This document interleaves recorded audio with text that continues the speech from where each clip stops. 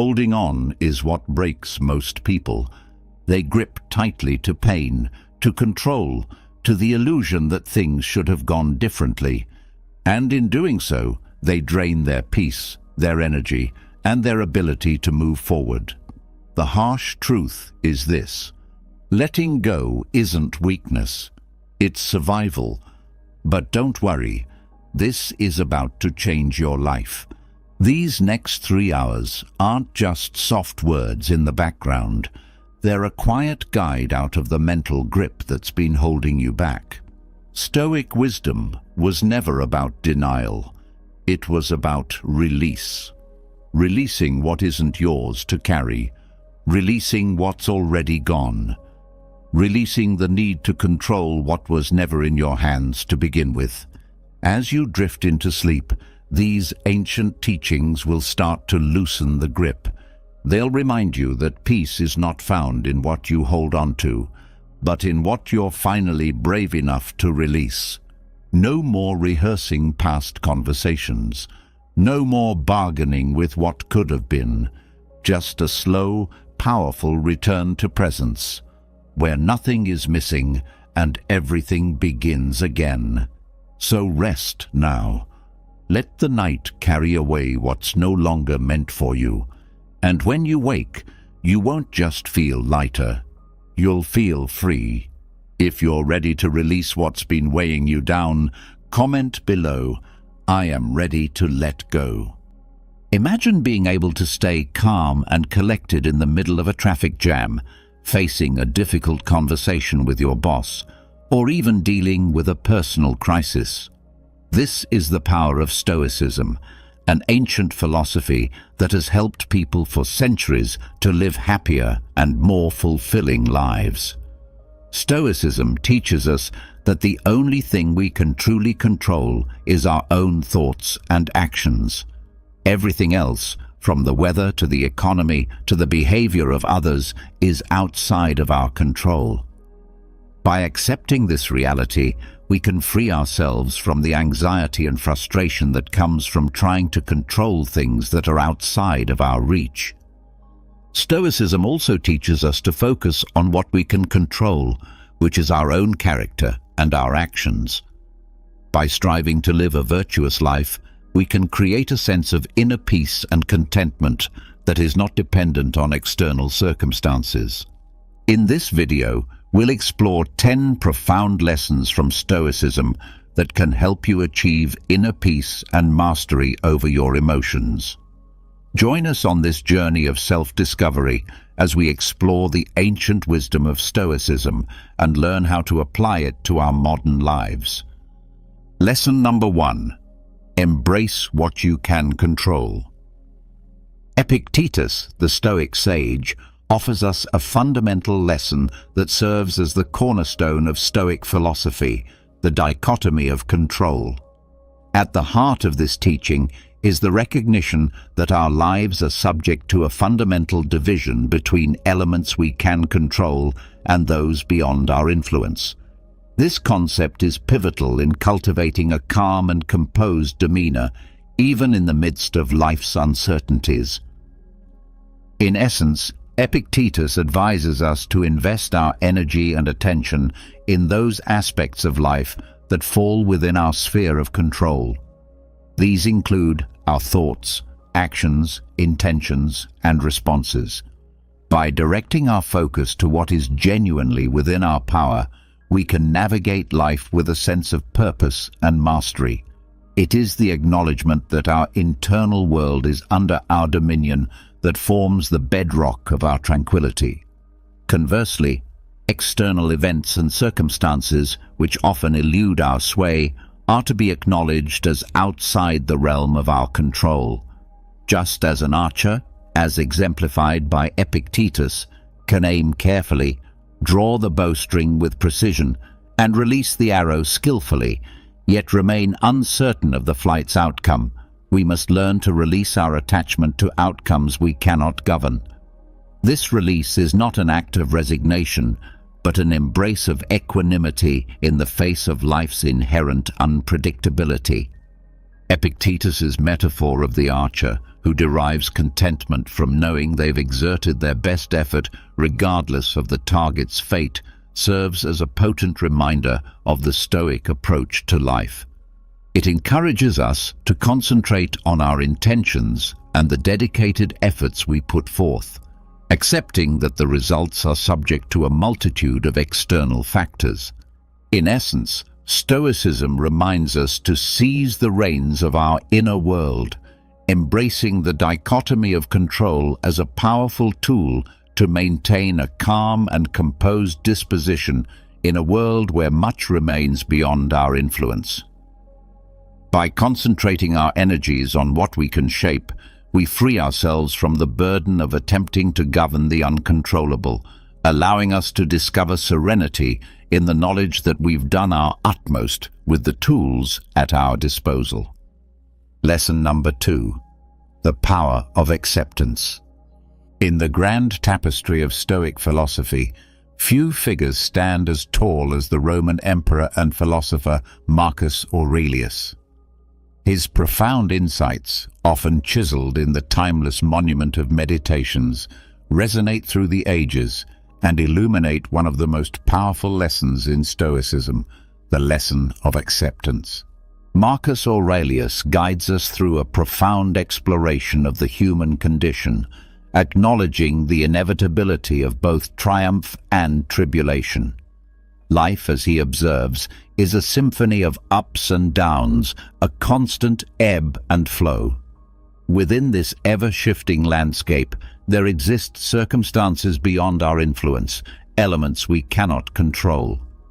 Marcus Aurelius, in his role as a Stoic sage, extols the virtue of accepting these immutable truths.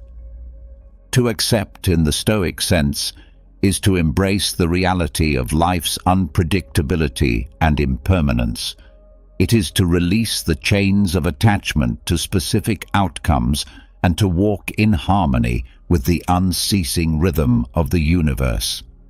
In Marcus Aurelius's words, resistance to the natural course of events leads only to turmoil and distress, like a ship struggling against the relentless current. The Stoic perspective on acceptance is akin to setting sail on the sea of existence without a fixed destination, yet with an unwavering faith in the voyage itself. It is an invitation to relinquish the desire for unyielding control and instead flow with the ever-changing stream of life. To dance with the music of the cosmos, whether its notes are serene or tempestuous, is the embodiment of Stoic temperance. In the realm of Stoicism, this lesson forms the bedrock of inner peace and tranquility. It urges us to open our arms to life's capriciousness, to savor the sweetness of success, and to weather the storms of adversity with grace. The power of acceptance, as illuminated by Marcus Aurelius, is a beacon that guides us through the labyrinth of existence, allowing us to greet each moment, each circumstance, with an equanimous heart. It is the serenity of embracing life in all its unpredictability, finding profound serenity in the midst of its ever-shifting landscape. Lesson number 3. Practice mindfulness. Practice mindfulness. Seneca, the venerable Stoic philosopher whose wisdom has transcended the ages, illuminates a crucial lesson for those seeking calm and composure in the midst of life's tempests: the practice of mindfulness. In the Stoic lexicon, mindfulness is a compass guiding us to the shores of the present moment, offering sanctuary from the ceaseless turbulence of past regrets and future uncertainties. In its essence, mindfulness is the art of inhabiting the now, of immersing oneself in the present moment with profound awareness. It is the antidote to the affliction of rumination, the ceaseless churning of the mind over past sorrows and future anxieties. Seneca's Stoic teachings beckon us to pay homage to the beauty and profundity of the present, recognizing that it is the only time that holds genuine existence. The practice of mindfulness, as outlined by Seneca, is not confined to the extraordinary moments of life, but extends its embrace to the ordinary and mundane. It encourages us to witness life's tapestry with a keen eye, from the remarkable to the seemingly inconsequential. In doing so, we detach ourselves from the tormenting clutches of regret and the paralyzing grip of worry. This Stoic mindfulness, a precious tool for preserving inner calm and clarity, acts as a bridge to the precious now, connecting us to the profound simplicity of the present. It is an art that grants us the ability to fully engage with our current circumstances, to savor each breath, and to relish the beauty that unfolds in every heartbeat. In the practice of mindfulness, we discover a timeless sanctuary where the mind finds solace, a place where inner tranquility is nurtured and composure is cultivated amidst the swirling tides of existence. Lesson number 4. Cultivate resilience. Resilience. In the vast landscape of Stoic wisdom, the lessons of resilience echo as a resounding anthem. And it is Epictetus, the Stoic philosopher par excellence, who raises his voice to teach us the profound art of confronting adversity with unwavering fortitude. To Epictetus, adversity is not a foe to be feared, but a chisel that sculpts the masterpiece of our character. Stoicism, with its roots deep in the natural order of life, imparts the fundamental truth that challenges are the warp and weft of existence.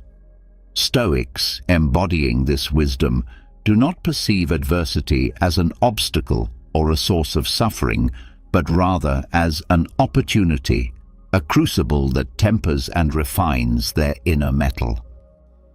Epictetus beckons us not to wilt before the storms of life, but to stand steadfast like the unyielding oak, unshaken by the tempest. The essence of this Stoic perspective lies in the profound realization that it is not the events themselves, but our judgments, reactions, and the choices we make in the face of adversity that hold the power to distress us.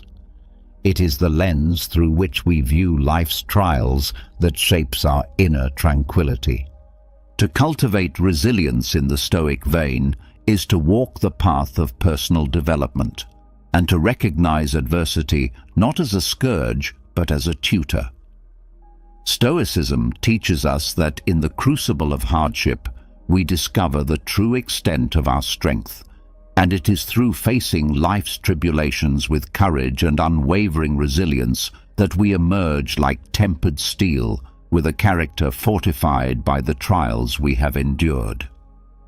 The Stoic perspective on adversity harmonizes seamlessly with the Stoic belief in the sovereignty of choice. Epictetus, in his sagacity, urges us to confront challenges not with trepidation, but with the valor of a warrior, for it is through our responses to external events that we preserve the sanctity of our inner calm and composure.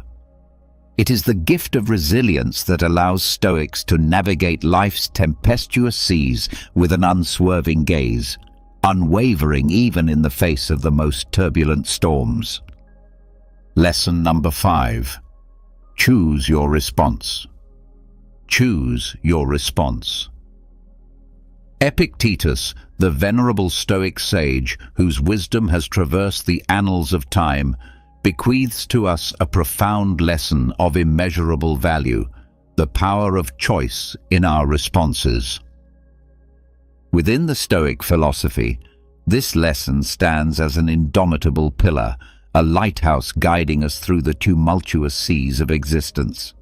Epictetus, with unwavering conviction, imparts the truth that while the tides of external events may remain beyond our dominion, the helm of our responses is firmly within our grasp. This, he proclaims, is the essence of Stoic wisdom. In the Stoic sanctum, wherein calm and composure reign supreme, The locus of control is resolutely internal. Stoicism, a philosophy grounded in profound self-mastery, extols the sovereignty of our responses to life's multifarious challenges. It is in this sacred space that the Stoic virtues, wisdom, courage, justice, and temperance serve as guiding stars, illuminating the path to maintaining inner tranquility. Epictetus, with his sage counsel, invites us to contemplate the nature of our judgments and reactions, particularly in the crucible of adversity. It is through this introspection that we awaken to the profound truth that we possess the sacred gift of choice, the ability to consciously craft our responses to the myriad external events that unfold in our lives. The Stoic approach to responding sagely to life's vicissitudes is akin to a masterstroke on the canvas of existence. It is the choice to align our responses with the Stoic virtues, to confront life's tribulations with the wisdom of sages, the courage of heroes, the justice of righteous hearts, and the temperance of those who tread the path of inner mastery. The Stoic's arsenal, laden with the wisdom of Epictetus, is a bastion of inner peace, impervious even to the fiercest storms. Through conscious choice and alignment with Stoic virtues, we forge a shield that preserves our serenity in the face of adversity. It is the Stoic's clarion call to navigate the labyrinthian corridors of life with grace and resilience. For in the crucible of conscious choice, we find the crucible of enduring inner peace. Lesson number 6. Limit excessive desires. In the illustrious tapestry of Stoic wisdom, woven with threads of reason and virtue, Seneca's counsel on the Stoic principle of moderation stands as a masterpiece in itself. A sage known for his profound philosophical essays on virtue and personal development, Seneca extends to us a lesson of paramount importance, a lesson that beckons us to curb the tempestuous desires that often threaten to engulf our inner calm. At the heart of Stoicism lies the belief that excessive desires, like turbulent seas, have the power to cast our lives adrift, leaving us in a perpetual state of turmoil and discontent. The Stoic sages, in their unwavering pursuit of inner tranquility, recognized the perils of unbridled longing for wealth, status, and material possessions far beyond what is necessary for a life of virtue and wisdom. Seneca, echoing the Stoic sentiment, imparts his wisdom, rooted in the belief that authentic contentment finds its dwelling in the sanctuary of limited desires. It is a lesson that encourages us to navigate the labyrinthine corridors of existence with the rudder of moderation, guiding us toward the tranquil harbor of inner peace. The Stoic path, as illuminated by Seneca's wisdom, beckons us to simplify our desires, seeking only that which is requisite for a life marked by goodness and virtue. In this simplification, we unearth the precious gems of contentment and tranquility, independent of the capricious winds of external fortune. The Stoic practice of limiting excessive desires becomes the lodestar, ensuring the maintenance of a calm and composed disposition. It is within the walls of this ancient wisdom that we discover the profound truth that the fervent pursuit of external treasures is but a fleeting mirage, and the true treasures lie within, waiting to be unearthed. Seneca's teachings stand as an enduring testament to the Stoic commitment to inner mastery and the temperance of desires, forging a path that leads to the sacred sanctuary of inner calm. Lesson number 7. Be virtuous. The essence of Stoicism, as nurtured and cherished by the great Stoic philosophers like Epictetus, Seneca, and Marcus Aurelius, resides in the unwavering commitment to virtue, a commitment that lies at the very heart of this ancient philosophy.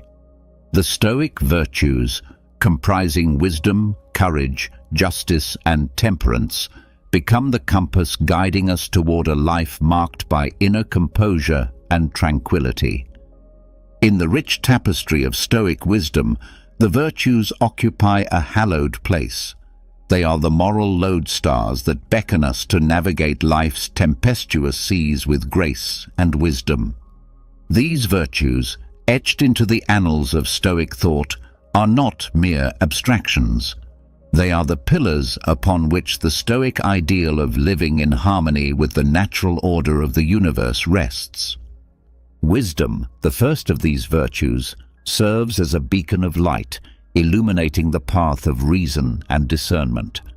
It calls upon us to cultivate a deep understanding of the world and our place within it.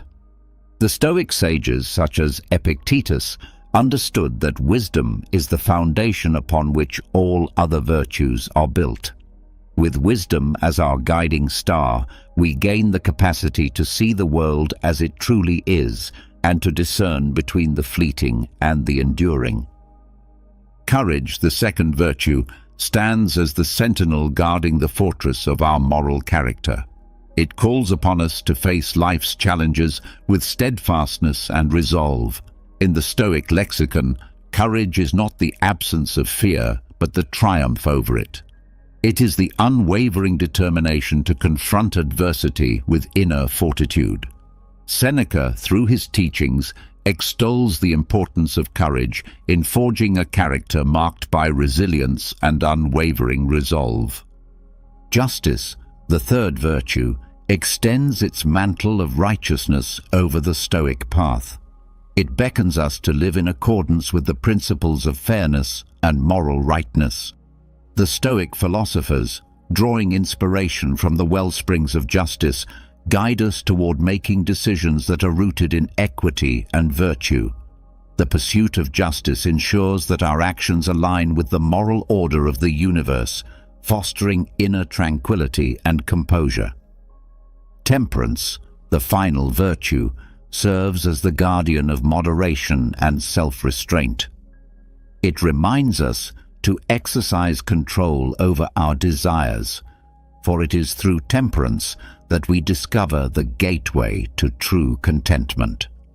Seneca, in his philosophical essays, emphasizes the importance of simplifying our desires and seeking only that which is essential for a virtuous life. In the temperance of desires, we uncover the wellspring of inner calm, irrespective of external circumstances. These virtues, championed by various Stoic philosophers, converge to shape a life that exemplifies the Stoic ideal. They serve as the lodestar, guiding us through life's turbulent seas with grace, wisdom, and unshakable inner peace. By adhering to these virtues and allowing them to permeate our thoughts and actions, we maintain a calm and composed disposition, reflecting the Stoic commitment to inner harmony and ethical living.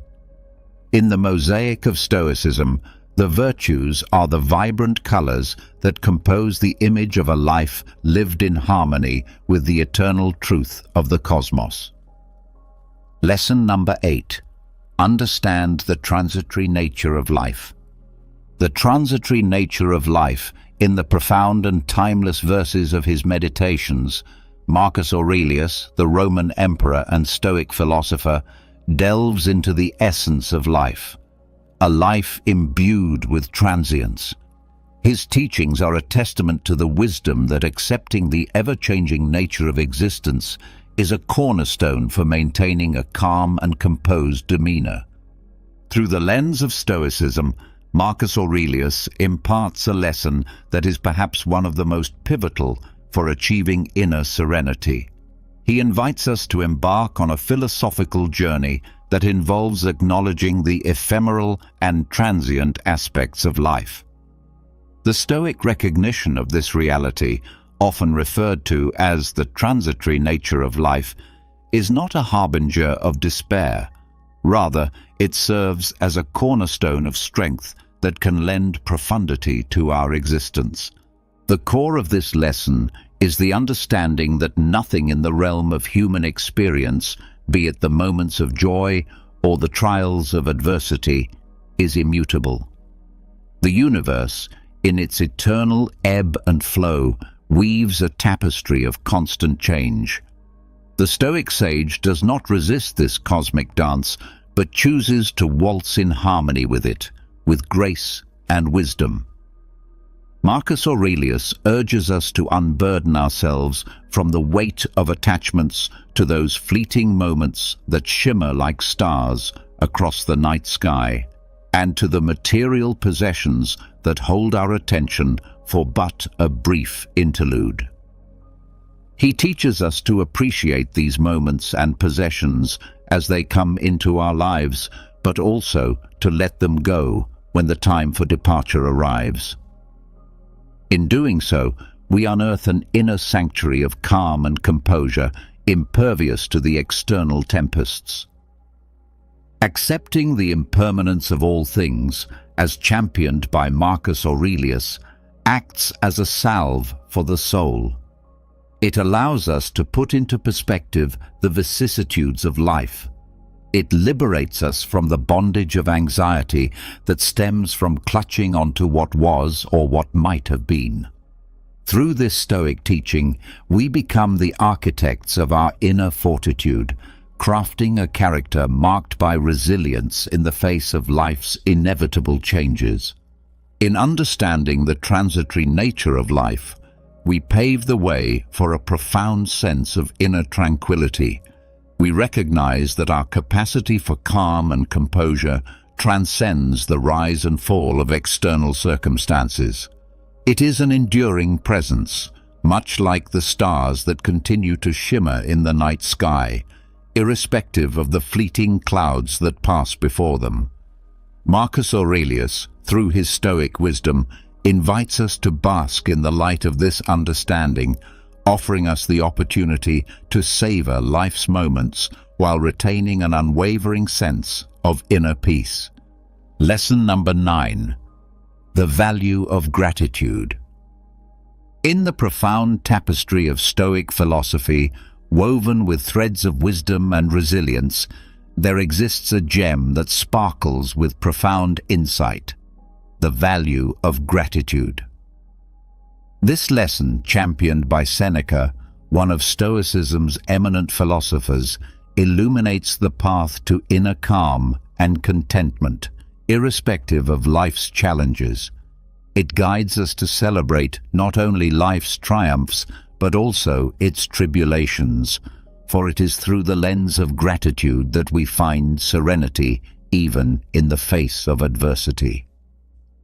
Seneca, in his essays dedicated to the concept of gratitude, masterfully extolled its virtues.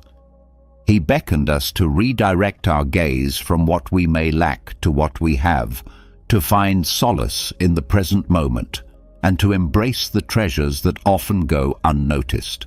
In this Stoic practice, we unearth a potent tool for sustaining a profound sense of inner peace.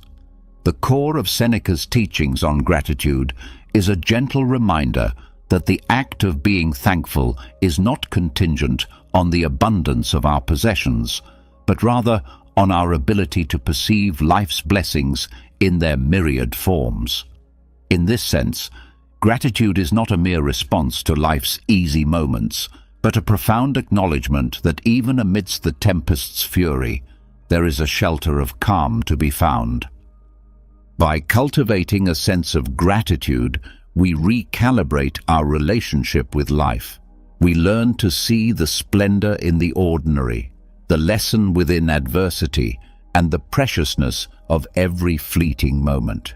Seneca encourages us to be content with the present, recognizing that the treasures of life are not commodities to be acquired, but experiences to be cherished. The value of gratitude, as illuminated by Seneca, acts as a guardian of our inner peace. It teaches us to ceaselessly reflect on the blessings that have graced our journey.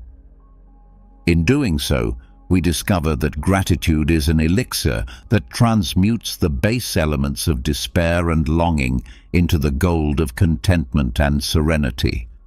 In moments of challenge, a heart steeped in gratitude does not falter. It finds strength even in the midst of adversity, for it recognizes that the trials of life too are teachers.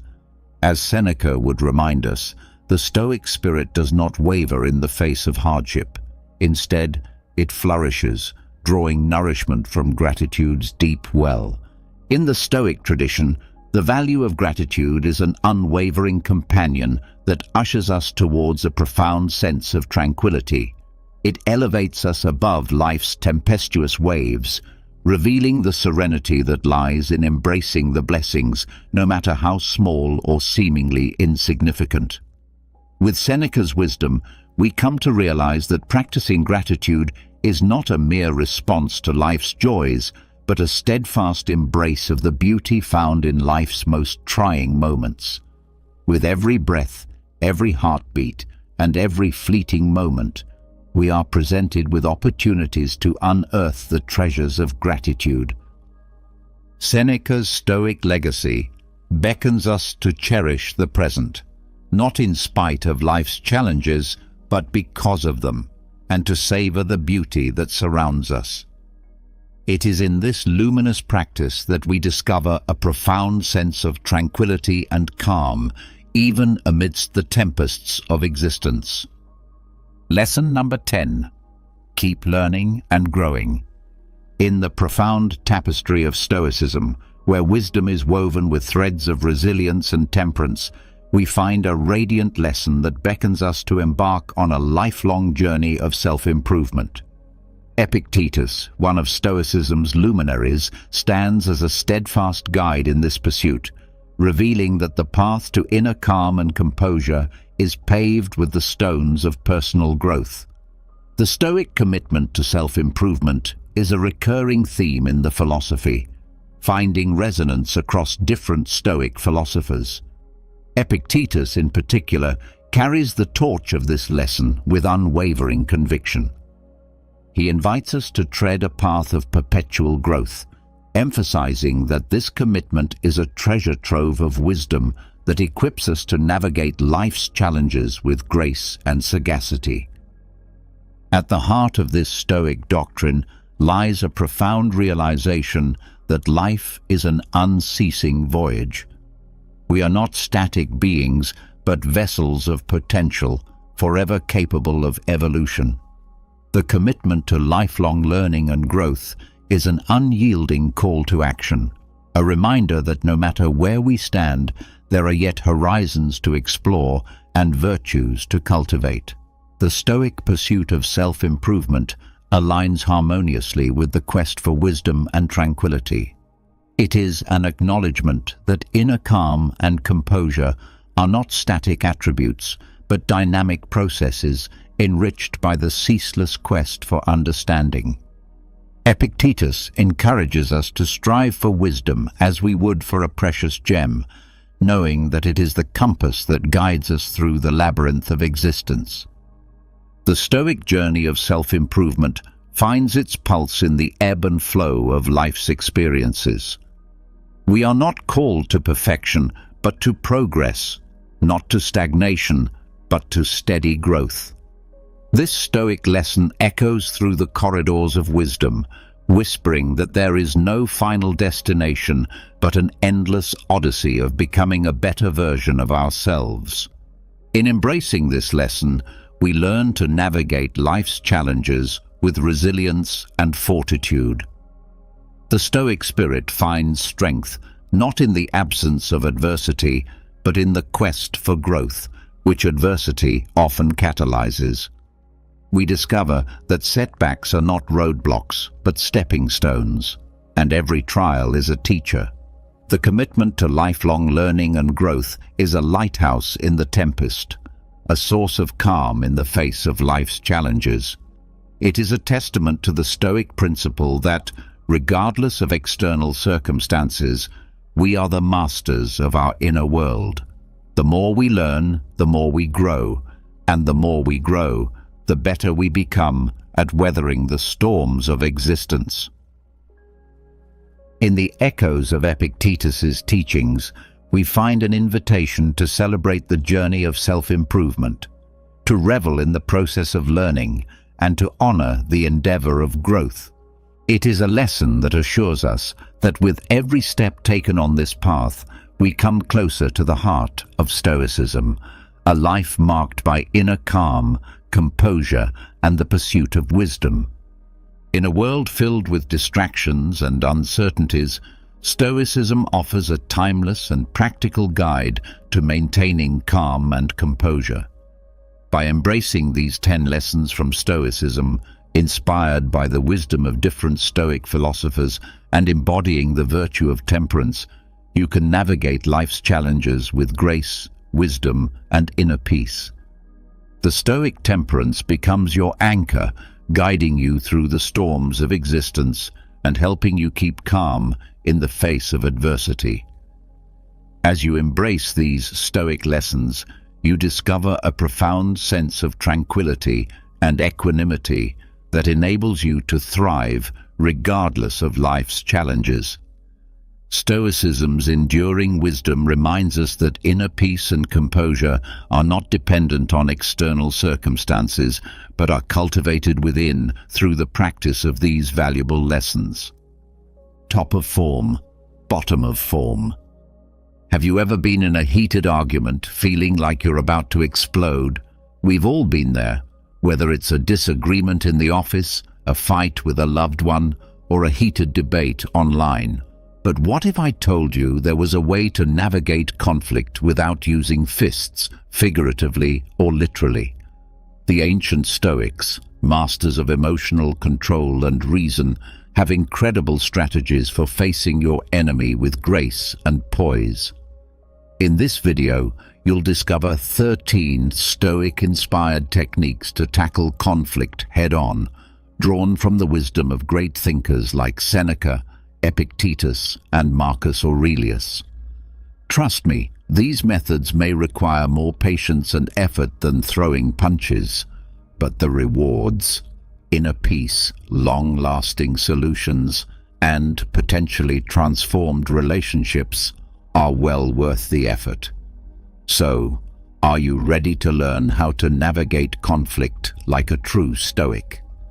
Remember to hit the subscribe button and the notification bell so you can see all of the videos on facing life's challenges with the timeless wisdom of Stoicism.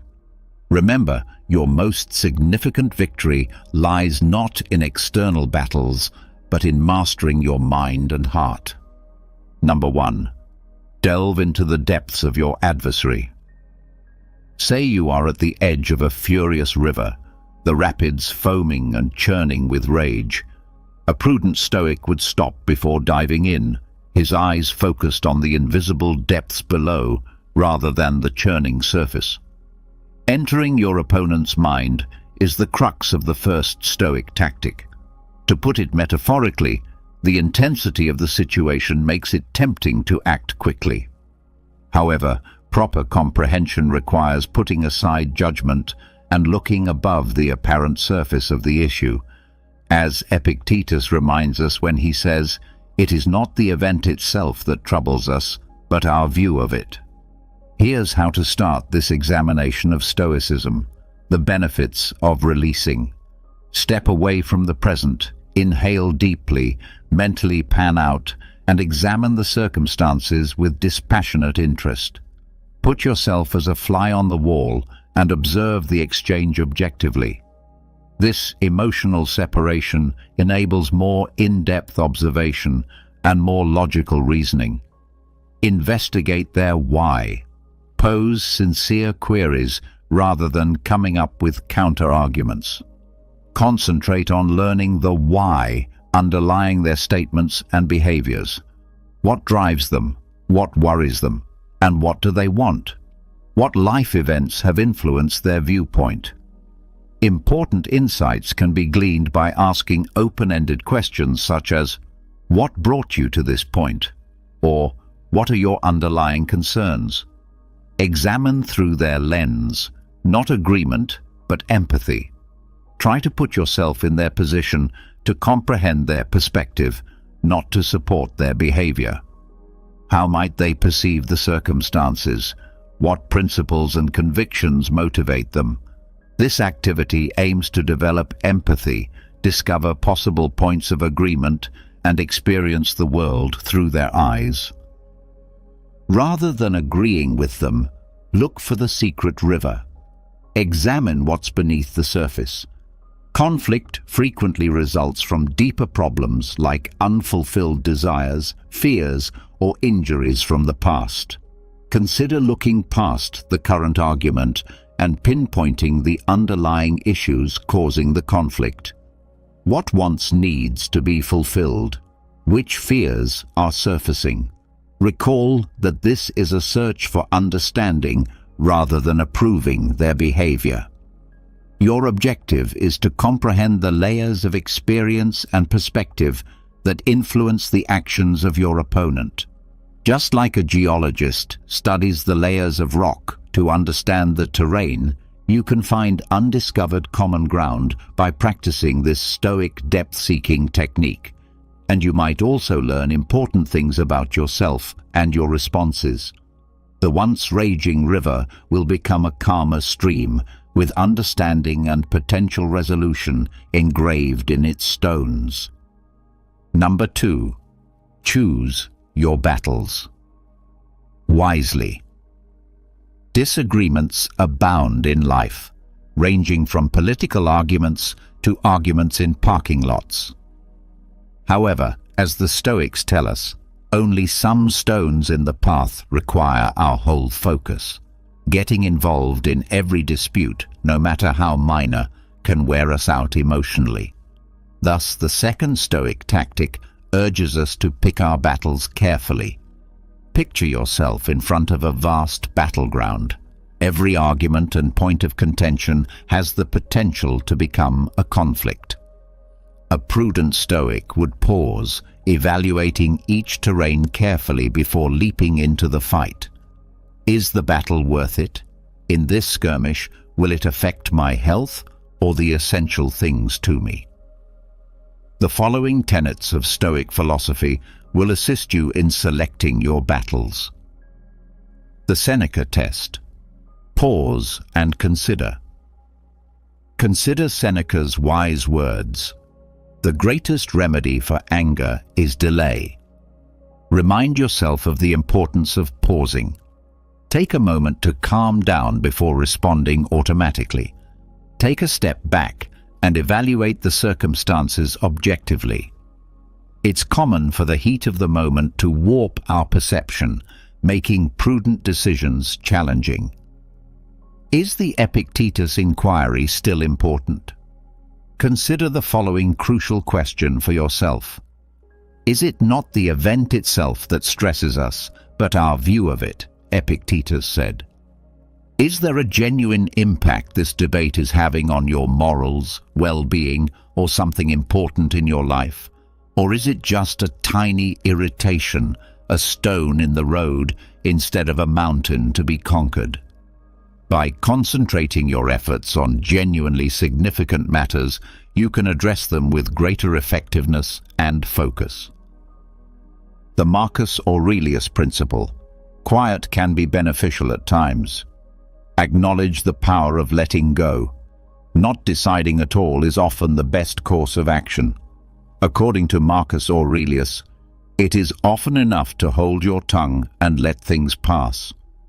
Simply ignoring small slights or deciding against getting into pointless arguments can be incredibly self-controlling ways to maintain your inner calm. The cost-benefit analysis of Stoicism. Analyze the advantages and disadvantages. Every conflict has a price regarding mental effort and possible outcomes. Compare the likely emotional costs of losing the disagreement with the potential rewards of winning. Is the cost of triumph justified? The purest kind of strength is sometimes knowing when to give up with dignity. Recall, selecting your battles strategically does not imply weakness or indifference. It's about realizing how limited your time and energy are and using them wisely. By applying this Stoic knowledge, you may navigate life's battlefield more focused and save your strength for the moments that matter. Number 3. Speak with calm and clarity. Imagine yourself facing your opponent with your words prepared for war rather than your weapons drawn. However, the Stoic approach emphasizes calm clarity, which opens the door to more constructive discourse. Instead of shouting insults and accusations, this tactic, which draws from the insight of Stoic thinkers such as Seneca, is centered on adequately expressing your demands and concerns to promote understanding and reduce hostility. The following are the main components of communication that draw inspiration from Stoicism. Develop your active listening skills. Go beyond simply waiting to speak. Pay close attention to what your opponent says before offering your own. Please pay close attention to them, both with words and body language. Don't interrupt, nod intelligently, and maintain eye contact. This shows that you appreciate them and understand what they're saying. Respect their emotions and validate their experiences. Empathy, not agreement. Respect their feelings and experiences, even if you disagree. Statements like, "I understand you're feeling frustrated," or "It sounds like this situation is important to you," can help establish rapport and connect. Raise any concerns you may have with I statements. Consider your viewpoint. Instead of placing blame, use I words to communicate your needs and feelings rather than critical you statements. You always do this. Examples of such statements include, "I need to feel respected in this situation," and "I feel hurt when you..." This lessens defensiveness and promotes a more team-oriented approach to problem solving. Speak firmly and calmly rather than aggressively. Control, not noise, makes one strong. Speak up to ensure you understand, not because you're angry.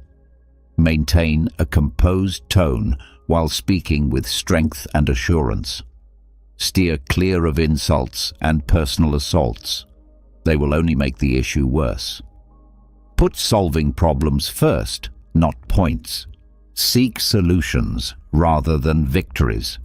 Remember that the objective is to devise a solution that benefits both of you, not to win the disagreement.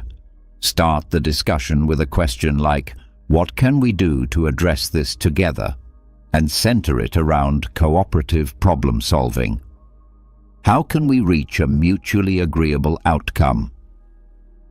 Recall that practicing calm, clear speech is a necessary skill. If you make a mistake, don't be scared to apologize and have patience with yourself. Navigating even the most difficult tasks will get easier the more positive communication you engage in. Number 4. Seek the shared path. Imagine a pair of alpinists ascending seemingly distinct peaks. However, as they climb, they become aware that their respective paths converge and lead to a shared summit where understanding will shine. This metaphor is especially pertinent to the 4th tactic on our non-confrontational journey, seeking the shared road. It represents the Stoic concept of oikeiosis, living in harmony with the natural order. Even though disagreement frequently gives the impression that our ideals or ambitions are incompatible, the Stoics encourage us to look below the surface and discover the deeper currents that bind us, even though they might not appear necessary at first. By concentrating on these common interests, we can create a framework for cooperation and compromise that will eventually result in a more amicable settlement. To start your Stoic search for common ground, follow these steps. Change perspective from me to we. Transcend individual viewpoints. Recast the disagreement as a cooperative effort toward a common objective rather than a you versus me situation. Consider this: what do we both ultimately want? This change in viewpoint allows for possible points of agreement, even if they are not immediately apparent. Look for the necessities below. Look below the surface. Conflicting wants are frequently the result of underlying, unfulfilled needs. Examine the needs each of you is attempting to satisfy through this conflict. It could be a need for safety, honor, or approval. Recognizing these everyday needs can foster empathy and make discovering solutions that care for them more accessible. Discover shared ideas. Our values guide our actions.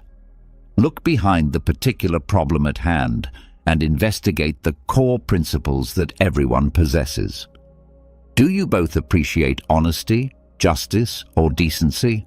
Shared values can act as a moral compass, pointing you toward decisions consistent with your beliefs. Begin small, gain speed. Appreciate small victories. Don't count on reaching a consensus right away on everything. Instead, concentrate on finding tiny points of agreement, regardless of how trivial they appear. These early agreements can foster confidence and momentum, making taking on more challenging problems simpler. Recall that life is a journey rather than a destination. The key is patience. It can take time to find common ground, so be patient and understanding.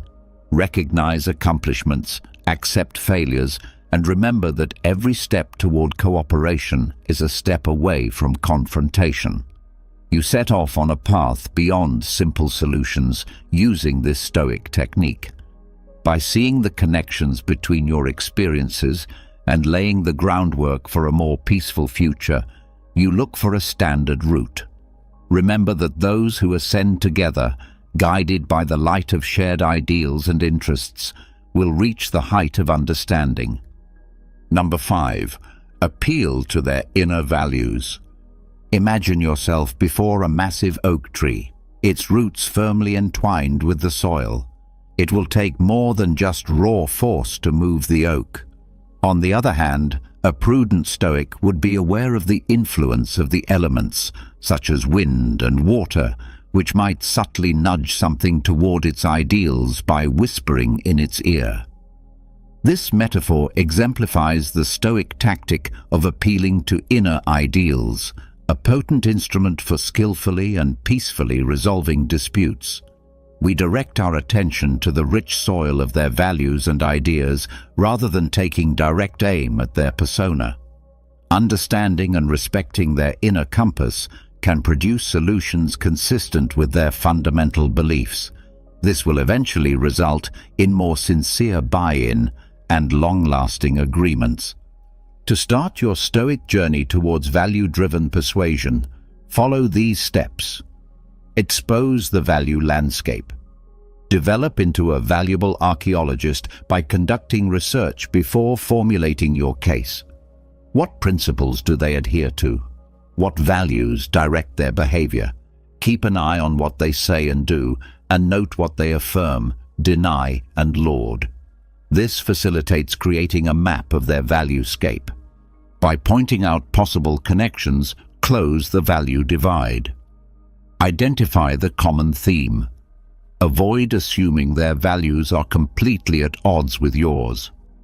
Seek out common ideals, even if they don't seem to fit the circumstances at hand. You both appreciate duty, honesty, and fairness. Finding these common values acts as a link, enabling you to present your case in a way that appeals to them. Talk in their vocabulary. After you clearly understand their values, adjust your message to fit them rather than trying to trick them. Talk in a way that expresses their interests and worries. This is telling your values in a way that is consistent with theirs, creating a sense of common ground rather than compromising your own. Don't just tell, show. Since deeds speak louder than words, show them how your solution embodies their beliefs rather than merely explaining them. Give specific instances, anecdotes, or previous deeds demonstrating how your strategy embodies the essential principles. This strengthens and humanizes your case. Recall that respect is essential. Seek comprehension rather than dominance. Always be respectful and understanding during this process. Recall that your objective is to assist them in finding a solution that addresses your concerns and aligns with their values, rather than to control or exert dominance over them. Using this Stoic technique, you become a competent navigator instead of a warrior brandishing words, leading your adversary to a place they can genuinely believe in. Recall that fundamental transformation arises from resonance with the values that sculpt an individual's identity rather than from coercion. This strategy develops mutual respect and understanding, and in the end, opens the door to advantageous solutions for all parties. Number 6. Using humor wisely in conflict resolution. Imagine yourself walking a tightrope that is stretched over a gaping hole.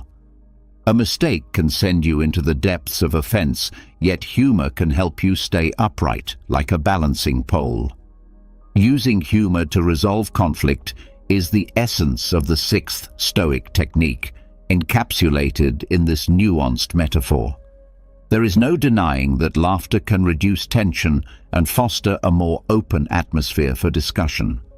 A well-timed joke or playful decorum can serve as a pressure release valve, allowing understanding to flourish and letting go of pent-up frustration.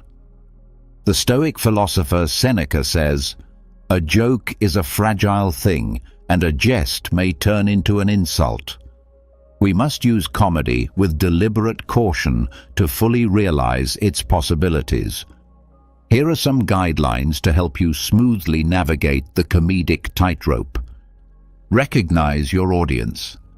Only some find the same things funny, so consider your opponent's humor style and personality before you crack a joke. What amuses them? In their opinion, which subjects could be delicate? Be cautious and err on the side of caution while making jokes, because something that plays well with one person may offend another.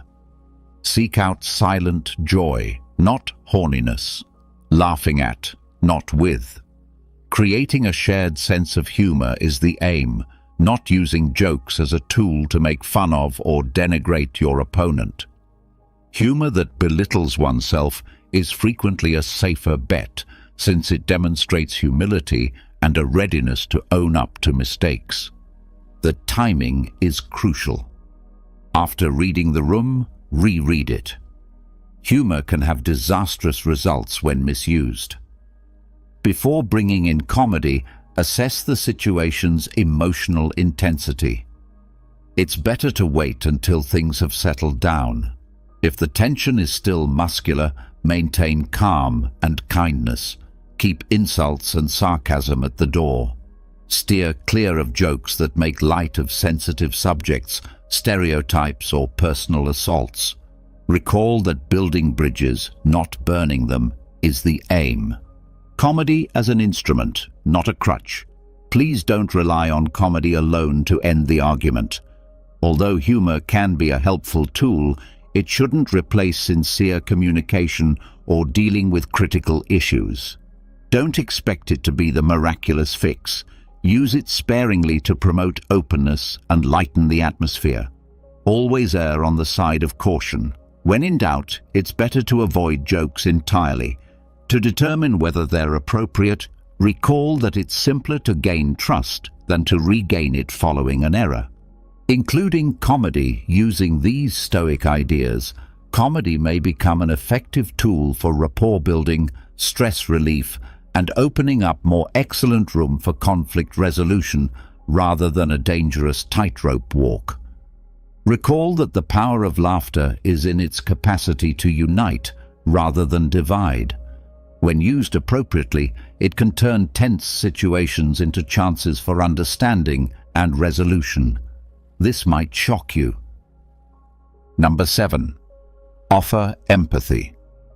Empathy. Picture yourself on a rough mountain trail, staring over a gap at a fellow climber who seems to be going the other way. Their annoyance and rage crackle through the valley like a windstorm. Instead of hurling arguments across the vacuum, the Stoic approach would be to descend gradually, bridge the gap, and extend an understanding hand. This is the core of the 7th strategy, the Stoic principle of expressing empathy. Empathy is a valuable tool for resolving conflicts amicably, even during heated arguments, as Marcus Aurelius recommends. We can create genuine connections and open the door to a more fruitful conversation by acknowledging the other person's sentiments and validating their experiences. Here's how you develop this superpower of Stoicism. Change the perspective from me to them. See the world through their eyes. Try to comprehend the situation from their point of view rather than concentrating just on your own. What life events have influenced their emotions? What insecurities or concerns could be motivating them? This change in perspective encourages empathy and enables you to recognize their distinct reality. Pay attention to the above words. Listen to the words not spoken. It's essential to pay attention to both verbal and non-verbal cues when communicating with others.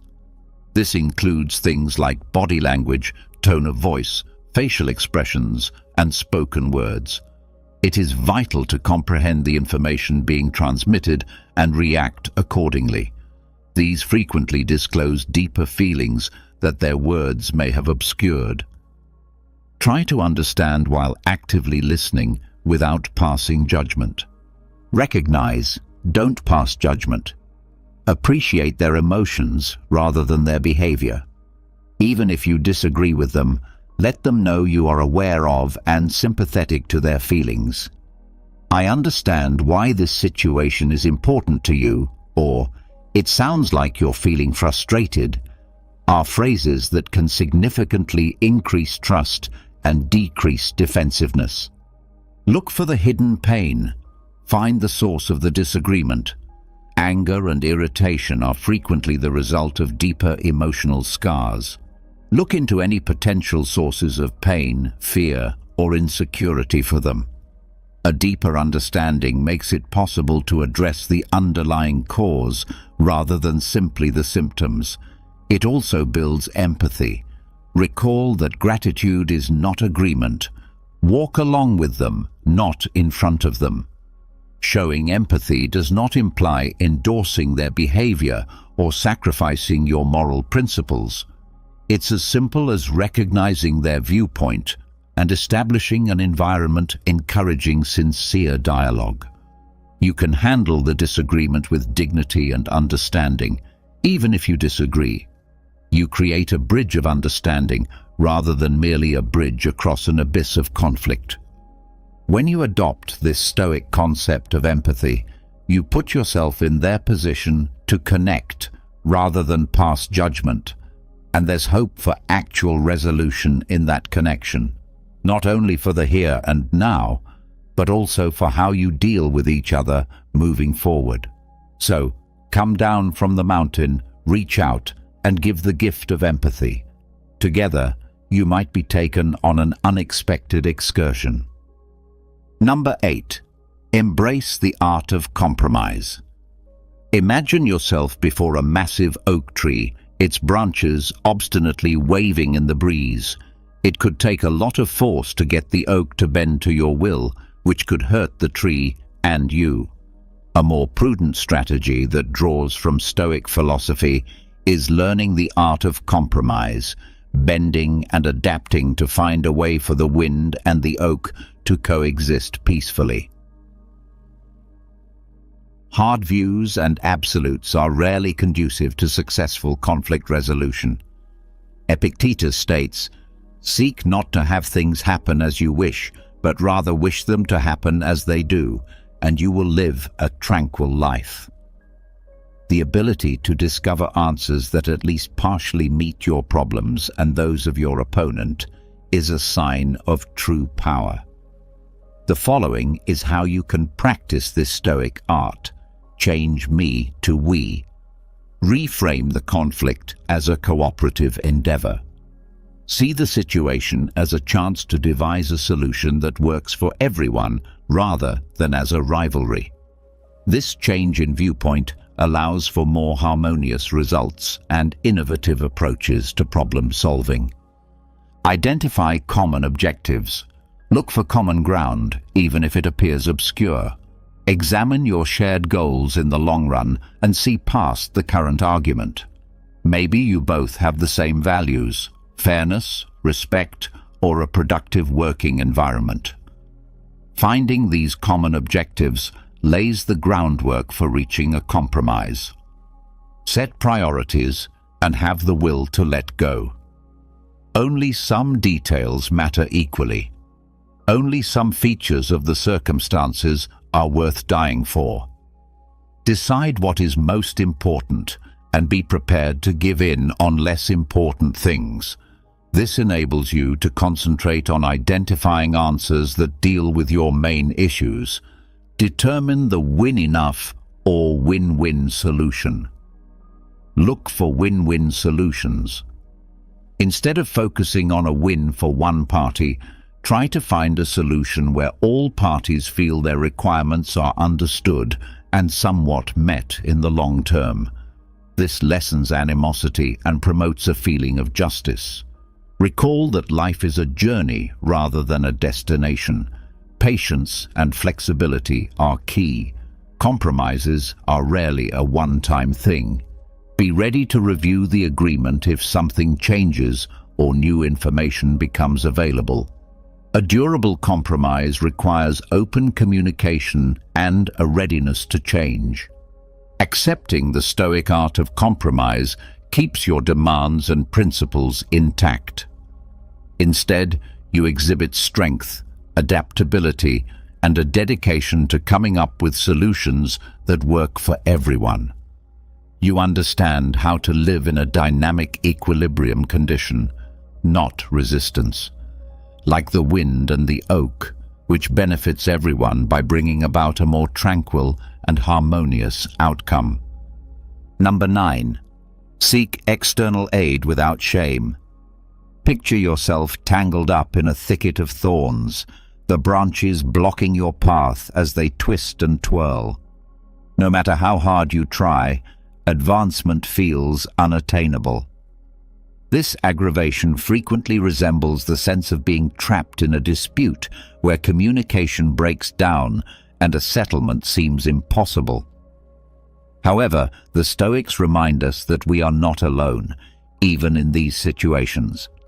The 9th tactic strongly emphasizes asking for outside assistance as evidence of our dedication to forging a positive course of action rather than as a show of weakness. A mediator or counselor, for example, can serve as an impartial third party to help navigate the complex maze of conflict. Just as a Stoic philosopher leads their students toward knowledge, they can offer a controlled environment for discussion, guaranteeing that each side is heard and valued. Their knowledge can be helpful in breaking through the confusing communication, eliminating the emotional undergrowth. Strong emotions frequently impede our ability to communicate, making it difficult to grasp the viewpoints of others or to explain oneself clearly. By helping to untangle these emotional knots, an impartial third person can foster a more relaxed and productive conversational atmosphere, overcoming the divide and creating a bridge of understanding. Counselors and mediators are educated to recognize and help parties in conflict close their knowledge gaps. They can promote empathy and lessen defensiveness by assisting each party in seeing things from the viewpoint of the other, encouraging fruitful conversations and leading the discussion toward resolution.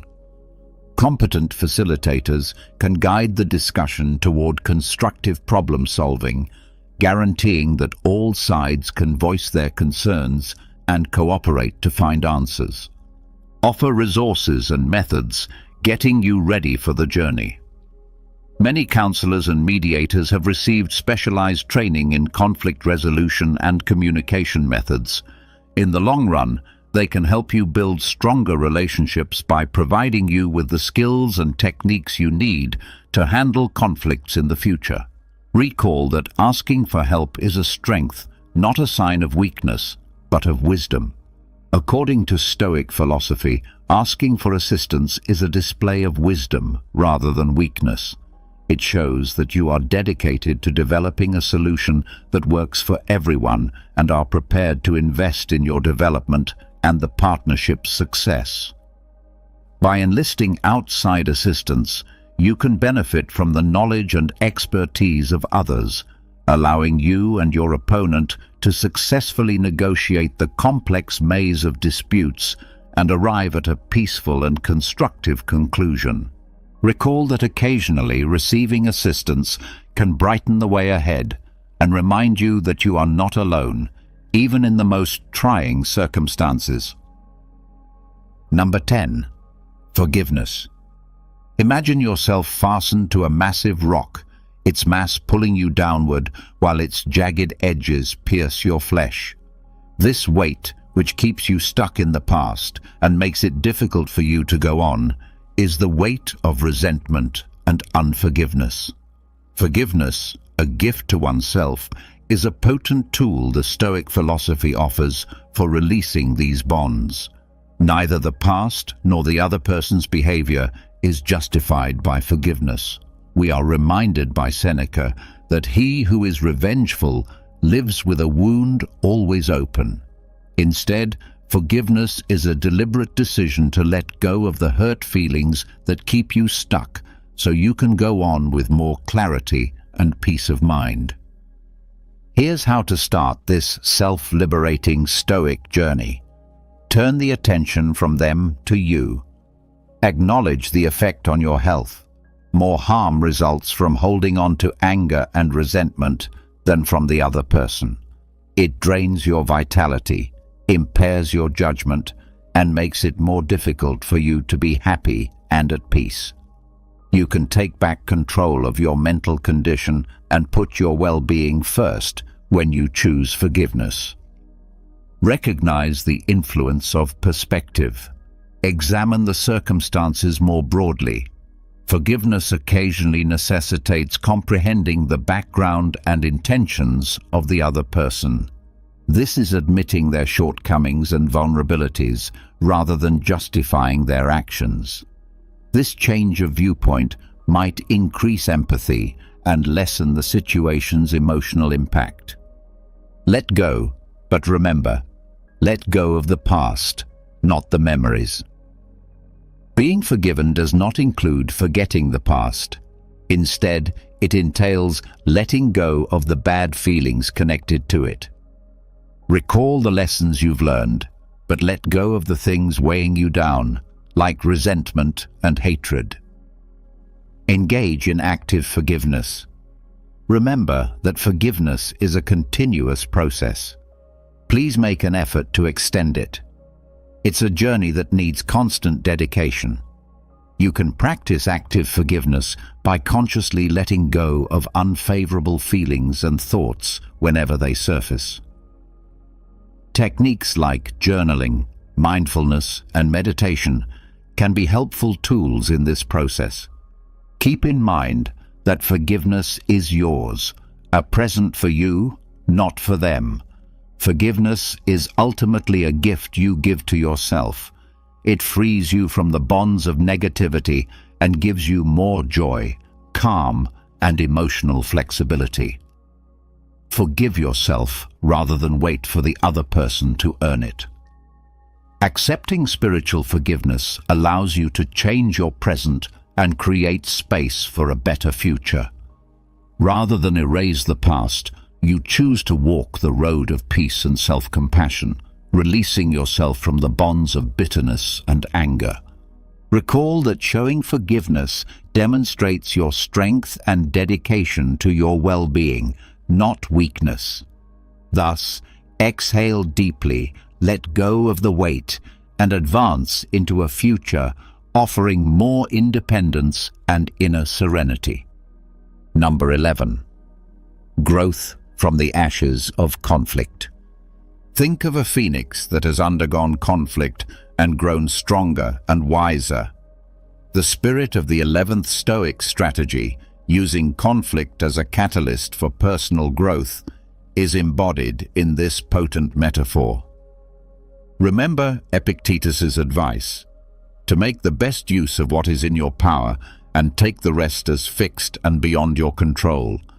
Through introspection and self-evaluation, you can turn disagreement into a learning opportunity and a springboard for personal growth. Here's how to start this life-changing adventure. Adopt a learning attitude. See obstacles as opportunities. Change your mindset from perceiving conflict as a bad thing to perceiving it as an opportunity to develop and learn. Be open to analyzing your actions and inadequacies and approach the situation with an open mind. Make your excavation. Identify the underlying causes. Give careful thought to how you fit into the conflict. What made you react the way you did? Which principles or convictions was the situation at odds with? Which feelings became dominant, and how did they affect your actions? Sincerity is crucial in understanding your habits and triggers, so consider these questions carefully. Determine doable domains from contemplation to implementation. Don't let reflection get you down. Convert your observations into actionable suggestions for enhancement. Did you need help communicating effectively? Think about honing your active listening techniques. Were your feelings too strong? Investigate mindfulness practices to improve emotional control. Seek guidance and criticism. Learning from reliable mentors. Look for a loyal friend, therapist, or mentor who can encourage your personal development and provide unbiased input. Talking to a third party about your experiences and observations might help you see things differently and promote responsibility. Recall that growth is a procedure. The key is patience. Expect a gradual change. Personal development requires work and time. Remain dedicated to your continuous improvement. Recognize failures as teaching moments and rejoice in little accomplishments. Adopting this Stoic philosophy may turn disagreement from a harmful force into a powerful catalyst for self-discovery and constructive transformation. You are restored from the ashes and emerge from them more robust, wiser, and prepared to face obstacles head-on with poise and grit. Recall that you can learn and develop, and that even the most trying circumstances can serve as stepping stones to becoming the finest version of yourself. Number 12. Setting boundaries. Picture yourself with the waves gently crashing at your feet as you stand on a spotless beach. But hold on. Someone is invading your personal space and upsetting you.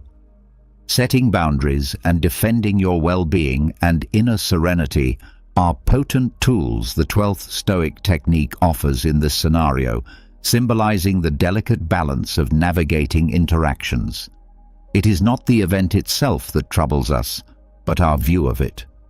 Epictetus reminds us, although we have no control over what others do, we influence how we react. By defining what we will and won't tolerate, we may safeguard ourselves against negativity and promote happier relationships by establishing clear boundaries. Here's how to apply this Stoic idea here in practice. Understand your inner guidance. Determine your requirements and values. Consider what matters most before establishing boundaries. Which actions are consistent with your values? Which behaviors make you feel low on energy or violate your personal space. Establishing these internal limits lays the groundwork for effective communication. Communicate respectfully and clearly. Words, not walls. Steer clear of ambiguous statements and passive-aggressive behavior. Use I phrases to assertively and directly communicate your boundaries while concentrating on your wants and feelings. Recall that cultivating cooperation and understanding requires polite communication. The secret is consistency. Consistency is vital. Once you set boundaries, be steadfast, like a lighthouse. Never give in to guilt or avoid conflict by making exceptions.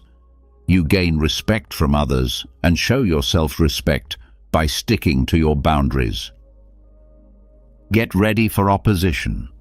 Recognize that not everyone will be amenable to your boundaries. Prepare yourself for possible resistance by politely restating your position and stressing how important it is to honor your requirements. Recall that boundaries give you power. Self-care is the key to freedom. Establishing limits is necessary to safeguard your mental and emotional health, not to be selfish. You can set an environment where you can grow by protecting your space and energy, which aligns with Seneca's goal of living with a cheerful heart and a grateful attitude. Adopting this Stoic idea creates a lighthouse that leads you and others to more respect, transparent communication, and eventually happier and more satisfying relationships. Instead of building walls, recall that creating boundaries gives you the power to live a life full of inner freedom, respect, and tranquility. It's an act of self-love. Number 13. Remember, you control your reactions. Imagine yourself in a violent storm with the waves smashing around you and the wind ripping. Although the storm's wrath is beyond your control, you can choose to handle it. This potent analogy captures the spirit of the 13th Stoic tactic: to remember that you are in charge of your responses and not the events around you. The Stoics remind us that real strength comes from dominating our inner world rather than exerting force over the outside world. Epictetus states, "It is a shame for the soul to depend on the body for satisfaction." We gain inner calm despite life's storms by concentrating on our reactions, which we can control. Here's how you develop this superpower of Stoicism. Determine what triggers you. Recognize your emotional terrain. Think briefly about the circumstances or activities that usually make you feel bad. Are there some phrases, people, or situations that get under your skin? The first step in controlling these triggers is acknowledging them. Take a moment to breathe. Make room between the stimulus and the response. Decide to wait before acting on impulse. Inhale deeply and give yourself space to observe and evaluate the circumstances quietly. This gives you room to make deliberate decisions and keeps your emotions from controlling what you do. Shift your viewpoint. Change the perspective, not the facts. Our reactions are frequently influenced more by how we interpret situations than their actual occurrence. Examine other viewpoints and confront your automatic beliefs. Can this situation be solved? What good things are you able to concentrate on? Select your reaction carefully. React. Don't overreact. After you've collected yourself and adjusted your viewpoint, consider your options carefully before responding. Does it help you to react with rage or frustration? Would being composed and aggressive work better? Recall that you can exacerbate or de-escalate the situation depending on how you respond. Exercise, exercise, exercise. Learning to control your reactions is a process that takes time and effort, just like any other ability. It takes consistent practice. By experimenting with varied responses in challenging situations, you can progressively increase your emotional resilience and self-control. You do not become docile when you adopt this Stoic idea. You gain strength. You learn to ride out life's storms with courage and grace, discovering inner peace in conquering your reactions rather than trying to dominate the outside world. Recall that peaceful power over your thoughts and feelings is the genuine test of strength, not control from without. Thus, maintain your composure under pressure, make intelligent decisions, and face life's storms with the steadfast poise of a Stoic sage. These Stoic-inspired techniques can help you turn disagreement from a place of fighting into one of learning, understanding, and inner calm. Recall that the real triumph is not about defeating your opponent, but about controlling your feelings and becoming a stronger, more confident version of yourself. We're about to explore 7 habits that completely transformed my life in just 1 week. Yes, you read that correctly. 1 week. I know it sounds almost unbelievable, but trust me, these aren't the typical tips you hear all the time. These are real, honest habits that I personally incorporated into my daily routine. I experienced the struggles, the breakthroughs, and the growth, and the change I underwent was nothing short of amazing. I'm excited to share these with you because they've made such a profound difference in my life, and I believe they can do the same for you. Whether you're aiming to boost your productivity, improve your mental health, or make a positive change in your daily life, these habits can help you get there. So grab a cup of coffee, get comfortable, and let's dive in. Stick with me until the end, because these habits aren't just theoretical. They're practical steps that you can begin implementing today. I'll also share personal stories and insights from my own journey, giving you a candid look at how these habits worked for me. Let's get started. The first habit that truly changed my life was waking up early. Let's be real, I was never a morning person. My bed was my sanctuary, and I used to hit the snooze button far too many times. Mornings always felt rushed, and I often felt like I was starting my day off wrong. But I decided to try waking up early, and let me tell you, it was a game changer. I began setting my alarm for 5 a.m., and the first few days were tough. I dragged myself out of bed, feeling groggy and questioning whether this was worth it. But I pushed through, and by the 3rd day, something incredible happened. I began to appreciate the peacefulness of the early morning hours. There was something almost magical about being up before the rest of the world, when everything was still and calm. With those extra hours in the morning, I had time for things I'd never been able to fit into my day before. I started with some light exercise, nothing intense, just stretching or a short jog around the neighborhood. This helped wake me up and energized me for the rest of the day. I also took time to meditate and set my intentions for the day. These few moments of mindfulness had a huge impact on my overall mindset and productivity. An unexpected benefit of waking up early was that I no longer felt rushed. I had plenty of time to enjoy a healthy breakfast, savor my coffee, and plan out my day. This calm, unrushed start set a positive tone for the entire day. I felt more organized, less stressed, and had a greater sense of control over my time. One memory that stands out was the morning I watched the sunrise from my balcony. It was such a simple moment, but deeply beautiful.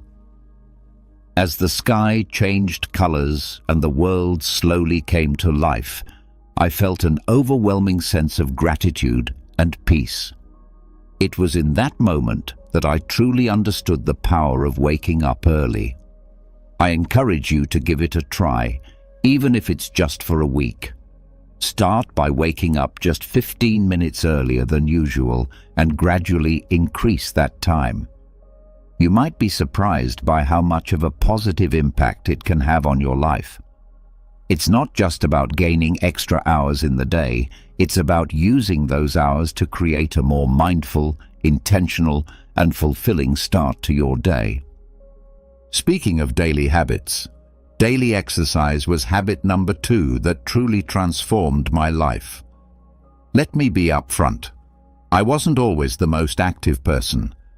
I used to find every excuse in the book to avoid working out. I'm too tired, I don't have time, or I'll start tomorrow. Sound familiar? But one day, I decided that enough was enough. I made a commitment to move my body every single day for a week, and the results were incredible. I started small, just 20 minutes a day, mixing up yoga, jogging, and strength training. I wanted to keep things interesting so I wouldn't get bored and quit halfway through. The first few days were tough. My muscles were sore and I felt exhausted, but I reminded myself why I was doing this, to feel better both physically and mentally. By the 4th day, something amazing happened.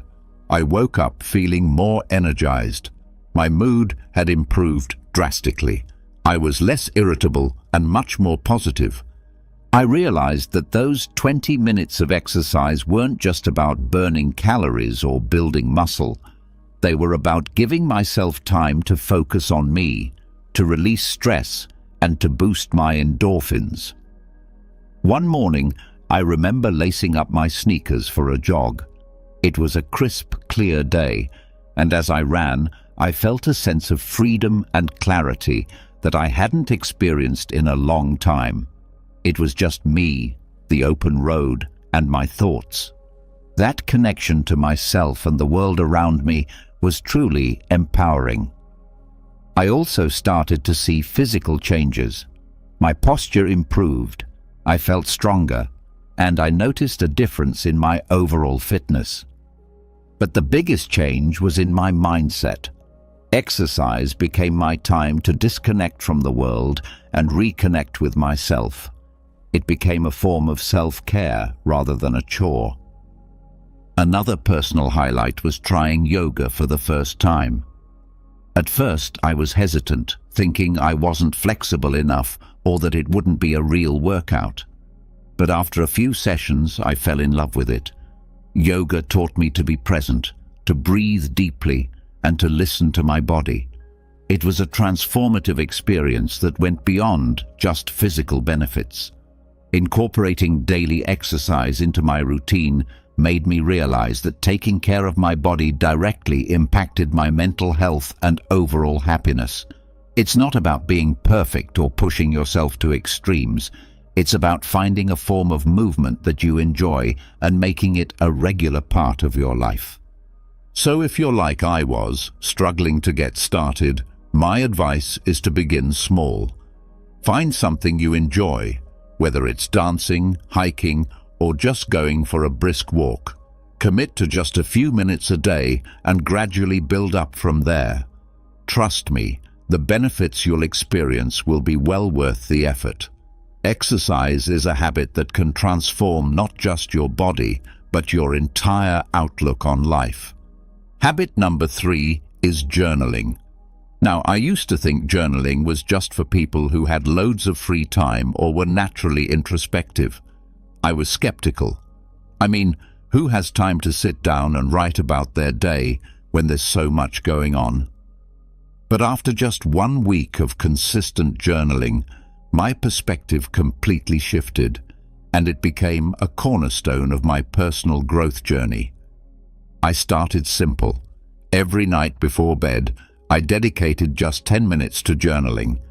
I bought a plain notebook and a pen that felt comfortable in my hand. No fancy apps, no pressure to make it look pretty, just me and my thoughts. The first night I sat down to write, I didn't know where to begin. But as I kept writing, I found that I was not only reflecting on my day, but also gaining insights into myself, my thoughts, and my emotions. It became an important practice that helped me process my day, focus on gratitude, and set intentions for the future. The first night, I stared at the blank page, unsure of what to write. But then, I began with something basic: how my day went, what made me happy, and what I struggled with. As the days passed, I began to dive deeper. I wrote about my goals, my fears, my dreams, and even my insecurities. It felt like having a conversation with myself, and that's when the magic happened. I started to notice patterns in my thoughts and behaviors. I realized that some of the things I worried about were completely out of my control, while others were areas where I could take actionable steps.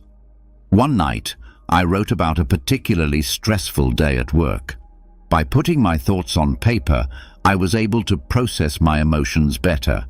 I wrote about what specifically stressed me out, how it made me feel, and what I could do differently next time. This simple act of reflection helped me gain clarity and feel more in control of my emotions. Another powerful aspect of journaling was tracking my progress. I noted down small victories and milestones, no matter how minor they seemed. Looking back at these entries filled me with a sense of accomplishment and motivated me to keep pushing forward. For example, I wrote about a presentation I was nervous about and how I prepared for it. Seeing my preparation process and the positive outcome documented in my journal was incredibly encouraging. I also started a gratitude section in my journal. Every day, I wrote down 3 things I was grateful for. This practice shifted my focus from what was lacking in my life to appreciating what I already had. It was a simple yet profound shift that brought more positivity into my daily life. One particularly memorable entry was about a random act of kindness I experienced. A stranger helped me when I was struggling with my grocery bags. Writing about this act of kindness not only made me feel grateful, but also inspired me to pay it forward. Through journaling, I discovered a lot about myself, my desires, my fears, my strengths, and my weaknesses. It became a form of therapy, a way to untangle the complex web of thoughts and emotions that we all carry around. It provided a safe space where I could be completely honest with myself without fear of judgment. If you've never tried journaling, I highly encourage you to start. Don't worry about writing perfectly or having profound thoughts. Just write whatever comes to mind. It could be a stream of consciousness, a recap of your day, or reflections on a specific event. Give yourself the freedom to express whatever you're feeling.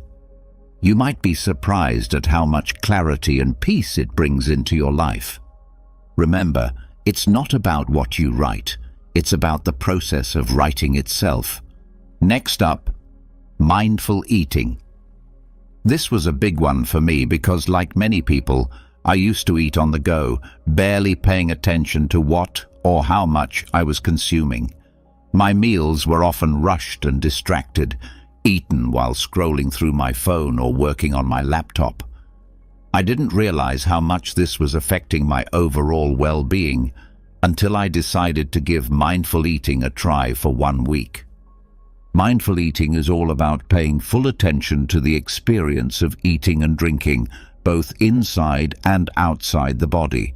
It's about savoring each bite, noticing the flavors, textures, and even the sounds of your food. So, I made a commitment to eat all my meals mindfully. I started by setting the scene for my meals. I cleared my dining table, set a nice place for myself, and removed any distractions. No phone, no TV, no laptop. At first, it felt a bit strange to sit quietly with my meal, but it quickly became a calming ritual. I began each meal with a few deep breaths to center myself and bring my focus to the present moment. One of the first things I noticed was how much more I enjoyed my food. I took the time to really taste and appreciate each bite. Foods I had eaten hundreds of times before suddenly had new, delightful flavors and textures that I had never really noticed. For example, the crunch of fresh vegetables and the sweetness of ripe fruit became much more pronounced.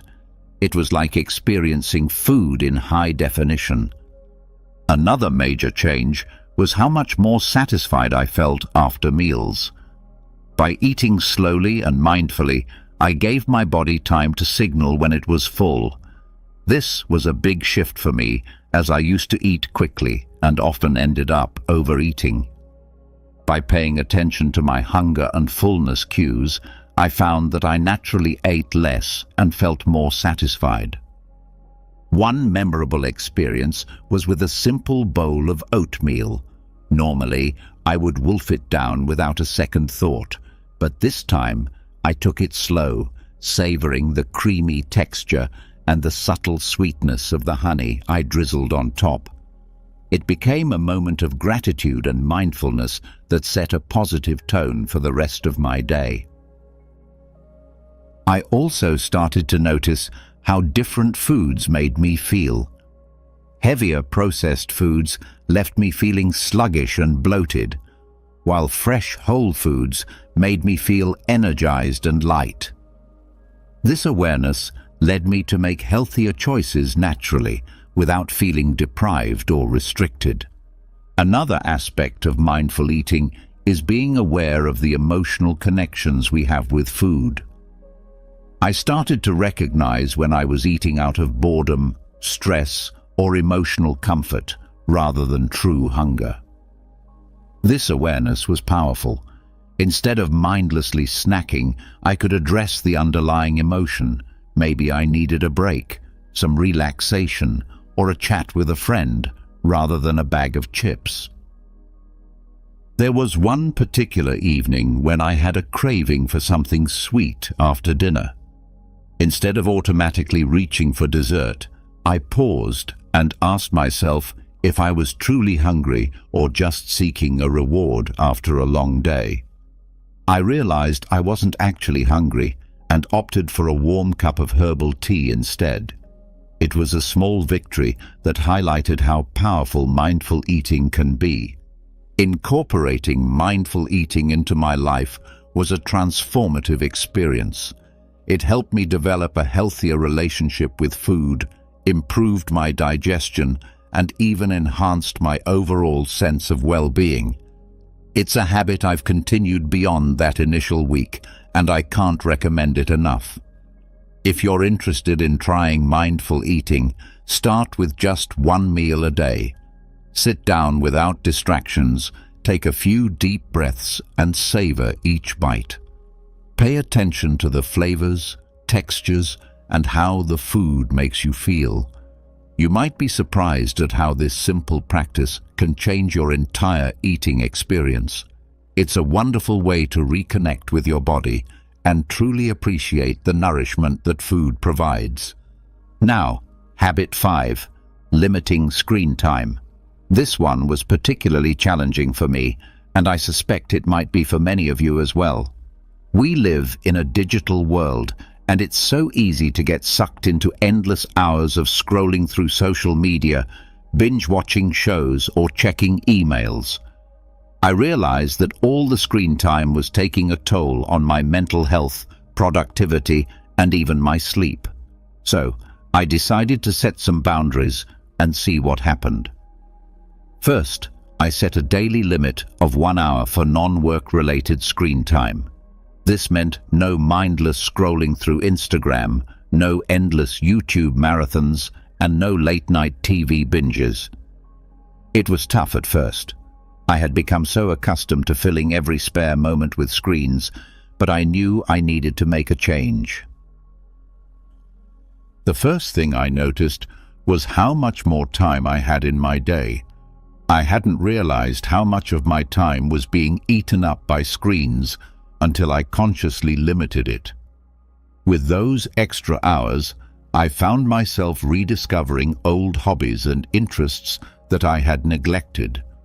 I picked up a book I had been meaning to read, started doodling and drawing again, and even tried my hand at cooking new recipes.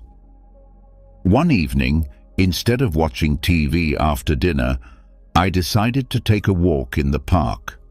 The fresh air, the sounds of nature, and the simple act of moving my body felt incredibly rejuvenating.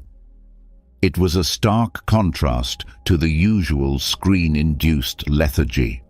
That walk became a cherished part of my daily routine, something I looked forward to and enjoyed immensely. Another significant change was in my sleep quality. I used to take my phone to bed, scrolling through social media or watching videos until I felt sleepy. But this habit often left me feeling wired and restless, leading to poor sleep. By limiting screen time, especially before bed, I found it much easier to wind down and fall asleep.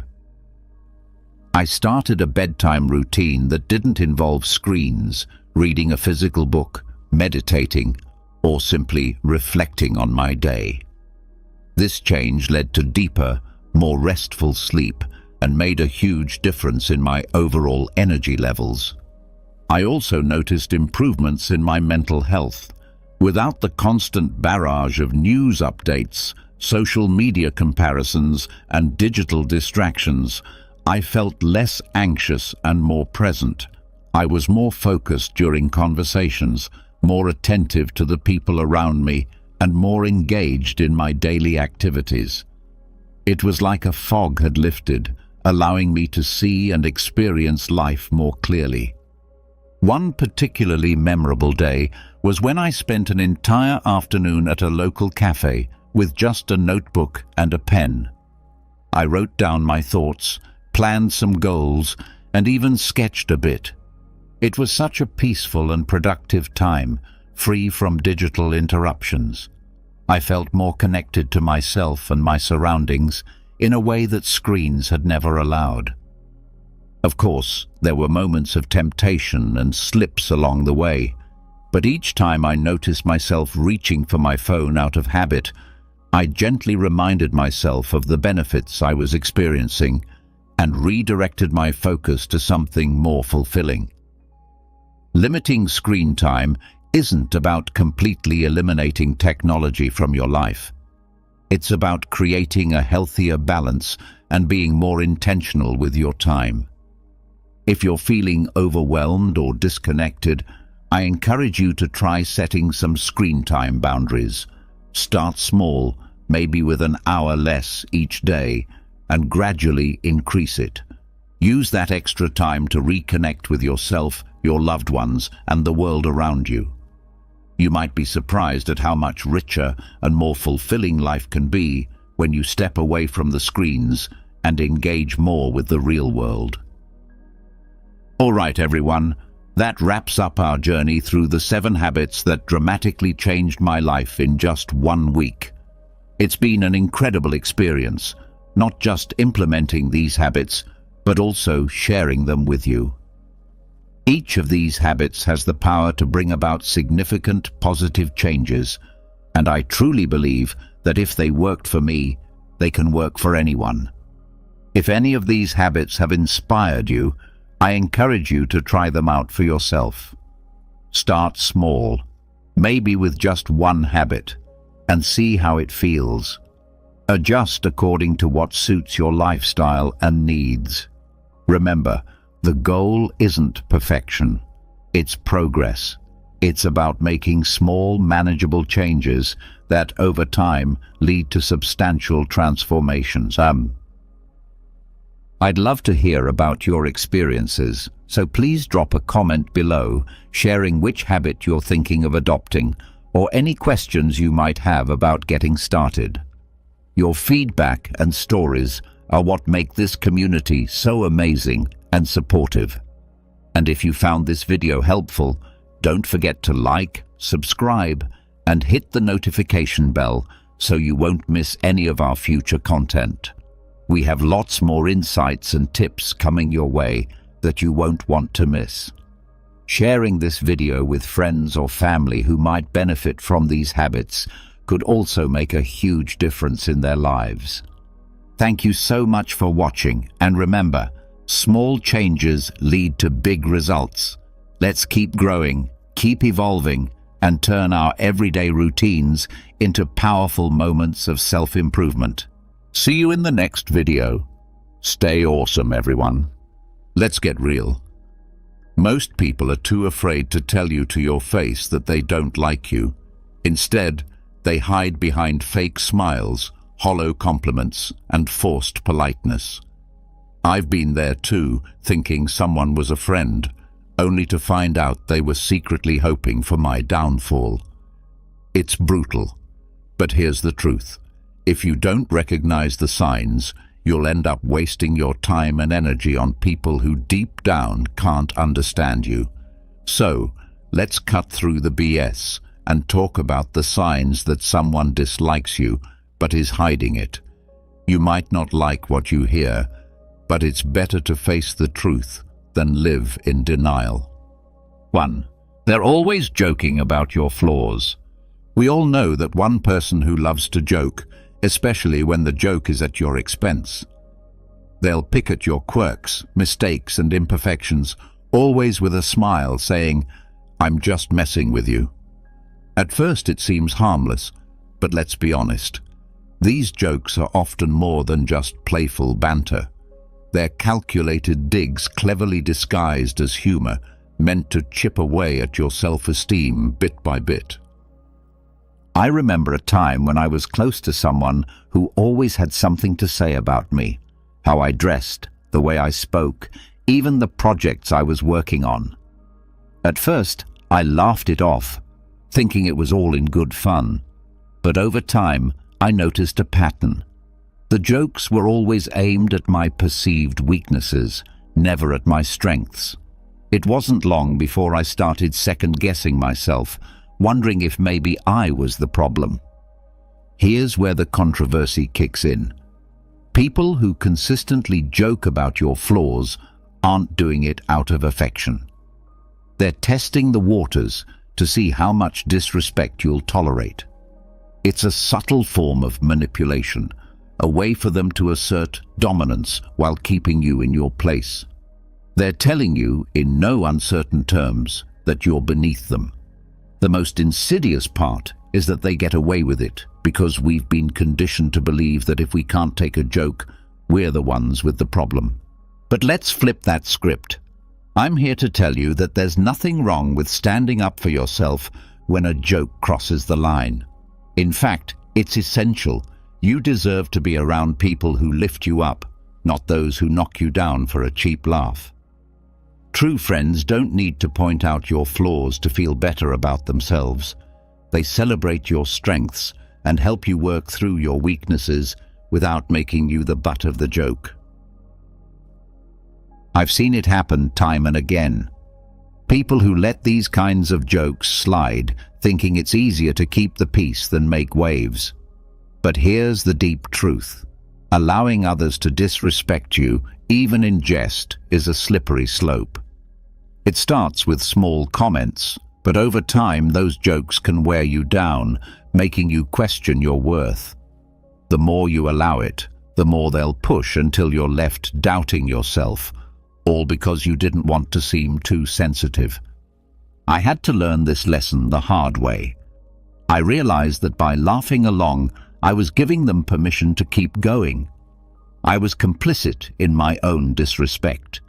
It wasn't until I started setting boundaries and standing up for myself that I noticed a change, not only in how they treated me, but in how I began to see myself.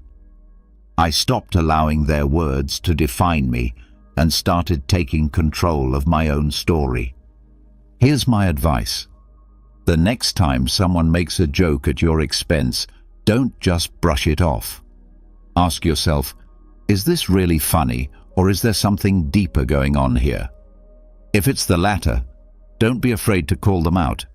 It might feel uncomfortable, and it might even end the friendship. But your self-respect is worth more than someone else's misguided attempt at humor. Life is too short to be surrounded by people who don't value you. If their version of friendship is constantly putting you down, it's time to seek out new friends. True friends don't need to bring you down to feel good about themselves. So, stand tall, speak up, and never let anyone reduce you to a punchline. 2. They give compliments that feel like insults. We've all experienced it. Someone offers you a compliment, but instead of feeling uplifted, you're left with a bitter taste, like you've been slapped with a velvet glove. It's the kind of compliment that makes you pause and wonder, was that really a compliment or an insult? And here's the harsh truth. Often, it's a mix of both. These backhanded compliments are a subtle tactic used to undermine you while pretending to be kind. I remember a time when I was proud of a big project I had worked on. After putting in countless hours of effort, I finally shared it with a group of colleagues. One of them, someone I thought had my back, said with a smile, "Wow, this is actually pretty good for someone like you."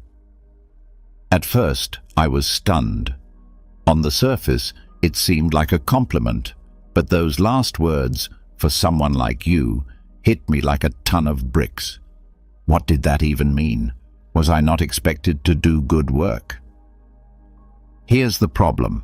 These so-called compliments aren't meant to lift you up. They're a way to keep you in your place.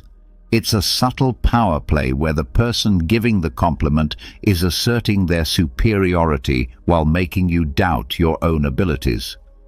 What they're really saying is, "I see you trying, but you'll never be as good as me."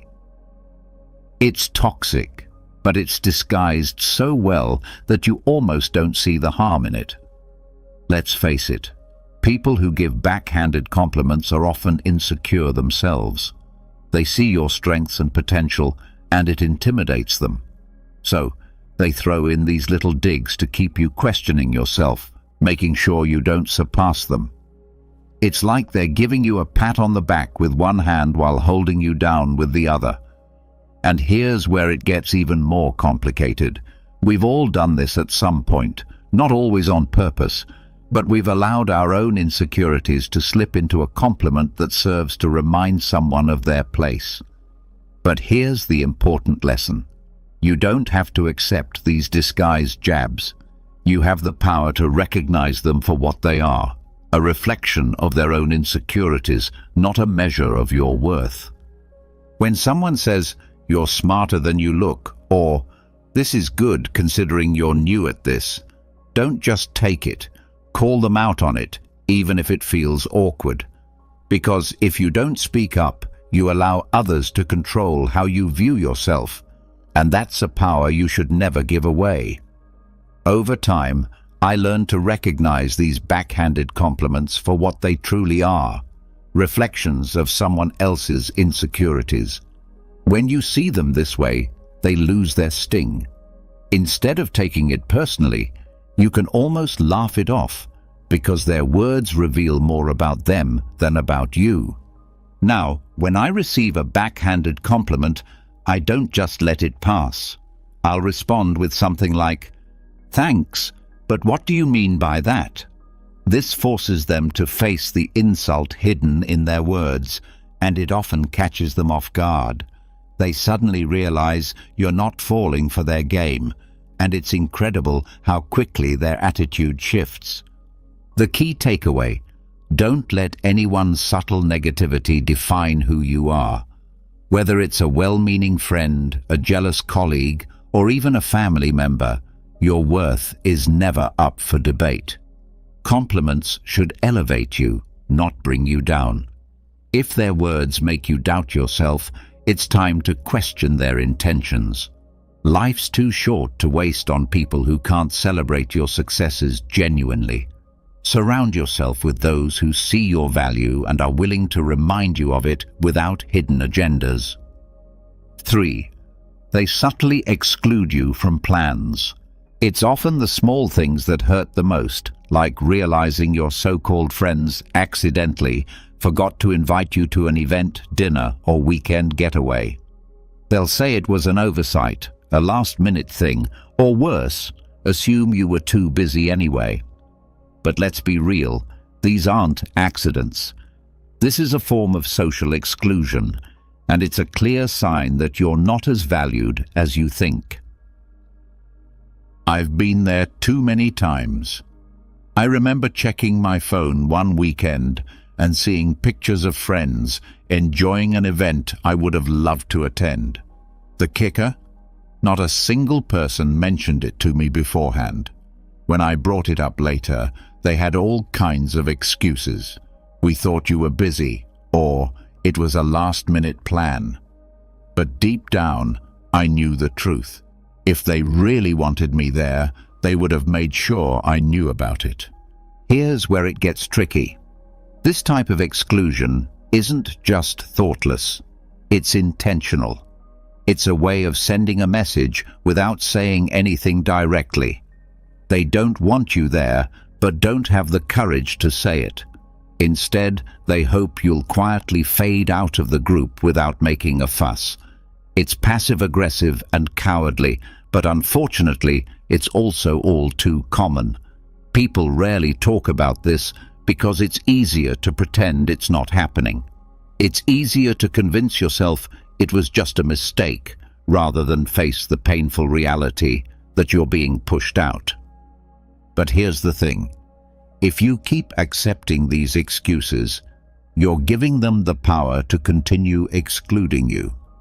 You're letting them decide your place in their lives, rather than taking control of your own story. I had to learn this the hard way. For a while I kept quiet, hoping I'd be included next time. But then I realized that by staying silent, I was allowing myself to be treated as an afterthought. So I did something bold. I began confronting them about it. I'd ask, "Hey, I saw you all went out last weekend. Why didn't anyone invite me?" It wasn't easy, and it definitely created some tension, but it forced them to face their behavior. And the result? The dynamics shifted. Some became defensive, while others tried to make amends. But the message was clear. I wasn't going to let them exclude me without standing up for myself. Here's the important lesson. If people truly value you, they'll make the effort to include you, no matter how last-minute the plans may be. If they don't, then it's time to reassess the worth of those relationships. You deserve to be surrounded by people who don't make you feel like you're always chasing their approval or attention. Real friends don't forget to invite you. They make sure you're there because they genuinely enjoy your company. So, if you find yourself being subtly excluded from plans, don't just let it slide. Confront the issue. Ask the tough questions and be ready for answers, even if they're not what you want to hear. Because in the end, it's better to know where you stand than to keep wondering why you keep getting left out. And remember, you're not a backup option. You're a priority. Surround yourself with people who treat you as one. 4. They're busy, but only when it's you. We've all heard the excuse, "I'm so busy these days, sorry I can't hang out." It's the perfect excuse. Who isn't busy? But what happens when a pattern emerges? They're always free for others, posting pictures from outings, catching up with mutual friends. Yet when it's your turn, they're suddenly swamped. Here's the reality. They're not too busy. They're just too busy for you. I've experienced this frustration more than I care to admit. I remember reaching out to a close friend, trying to set up time to catch up. Every time I suggested something, they had an excuse. "I'm working late. I've got too much on my plate. Maybe next week." Meanwhile, I'd see them out with others, having a blast, always managing to find time for everyone but me. It took me a while to catch on, but the message became undeniable. I wasn't a priority in their life anymore. Here's where it gets uncomfortable. We've been conditioned to accept busy as a reasonable excuse for being left out. But the truth is, people make time for what or who they care about. If they're always too busy for you, it's not about their schedule, it's about their priorities. And that's a hard truth to swallow, because it forces you to face the possibility that you might not be as important to them as they are to you. The harsh truth is that busy is often just a polite way of saying, "I don't want to spend time with you." It's easier for them to blame it on their schedule than to admit they're choosing not to include you in their life. It's a passive-aggressive way of keeping you at a distance without confronting the reality of the situation. They want to keep you on standby, just in case, without actually investing in the relationship. I've been on both sides of this, sometimes making excuses because I didn't know how to tell someone I'd outgrown the friendship. But being on the receiving end taught me a powerful lesson. It's always better to be honest, even if it's uncomfortable, than to string someone along with excuses. When I finally confronted my friend about constantly being too busy, the conversation was uncomfortable, but it was essential. It gave me the clarity I needed to move forward and invest my time and energy into relationships where I was truly valued. The underlying message here is that your time and energy are valuable. Don't waste them on people who make no effort to prioritize you. If someone is always too busy for you, it's time to reassess the relationship. You deserve to be surrounded by people who are genuinely excited to spend time with you, who make an effort to include you, not just when it suits them, but because they truly enjoy your company. It's important to recognize that people change, and so do relationships. Sometimes we hold on to people out of habit, nostalgia, or the fear of being alone, even when they have clearly moved on. But there's strength in letting go and acknowledging that you deserve more than someone's leftover time. It's not about being demanding or needy. It's about valuing yourself enough to walk away from those who don't value you. 5. They avoid physical contact like the plague. Let's address the elephant in the room, physical contact, or rather, the lack of it. We're not just talking about romantic relationships here. Physical contact is a fundamental human interaction, a way of connecting and building trust. So, what does it mean when someone goes out of their way to avoid even the simplest touch? The answer isn't pleasant. They are sending a clear signal that they are uncomfortable around you, and it's important to pay attention. I once had a colleague who would recoil whenever I tried to initiate a handshake or offer a friendly pat on the back. Initially, I thought I was imagining things, but I soon realized it wasn't just me. They were warm and tactile with everyone else, but with me, it felt like I had the plague. Eventually, I came to realize that their avoidance of physical contact wasn't just a quirk. It was a deliberate effort to keep a distance. Here's the uncomfortable truth. Physical contact is an essential part of human connection. When someone consistently avoids it, they are communicating a lack of comfort or connection. Sure, some people aren't touchy-feely, and that's fine. But when it's selective, when they're happy to hug others but stiffen up around you, it's a red flag that something isn't right. They may not explicitly dislike you, but their body language says otherwise. We've all been there, both on the giving and receiving end. Maybe you've avoided a handshake or pulled back when someone got too close because you weren't feeling the vibe. Or maybe you've been left wondering why someone always seems to flinch when you're around. It's awkward, uncomfortable, and often a sign that the relationship isn't as strong as you thought. But here's the deeper truth. Physical contact is how we express trust, warmth, and empathy. When someone avoids it with you, they are not just avoiding touch, they're avoiding intimacy, vulnerability, and closeness. They are keeping you at arm's length, both literally and figuratively. This is a clear indication that something is off in the relationship. I've learned to pay attention to these subtle signs, even when it's difficult to accept what they mean. There was a time when I dismissed the signs, convincing myself that someone's reluctance to get close was simply a personality trait.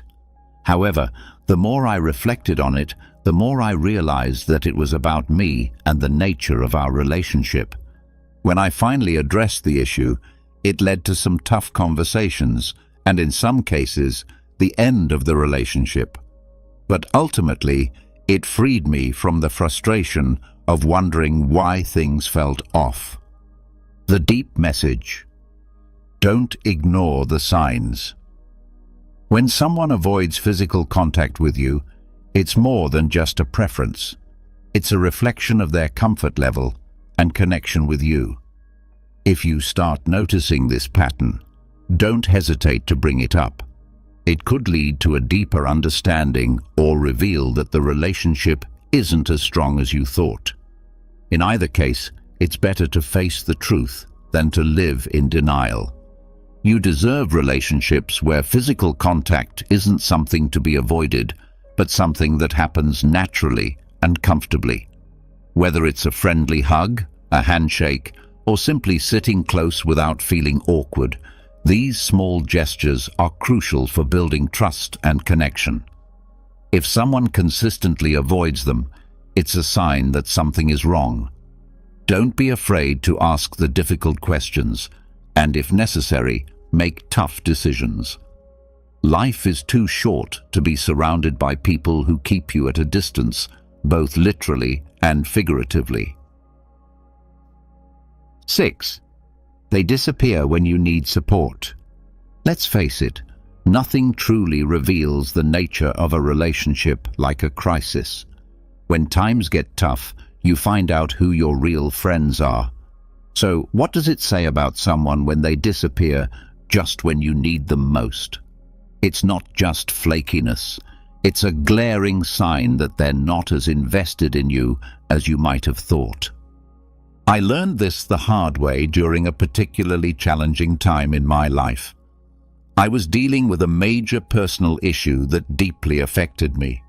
Naturally, I turned to the people I considered close friends, hoping for some support, even if it was just a simple text or call. But instead, I got silence. The people I thought would be there for me suddenly had every excuse in the book. I'm swamped at work. Sorry, I'm really busy right now.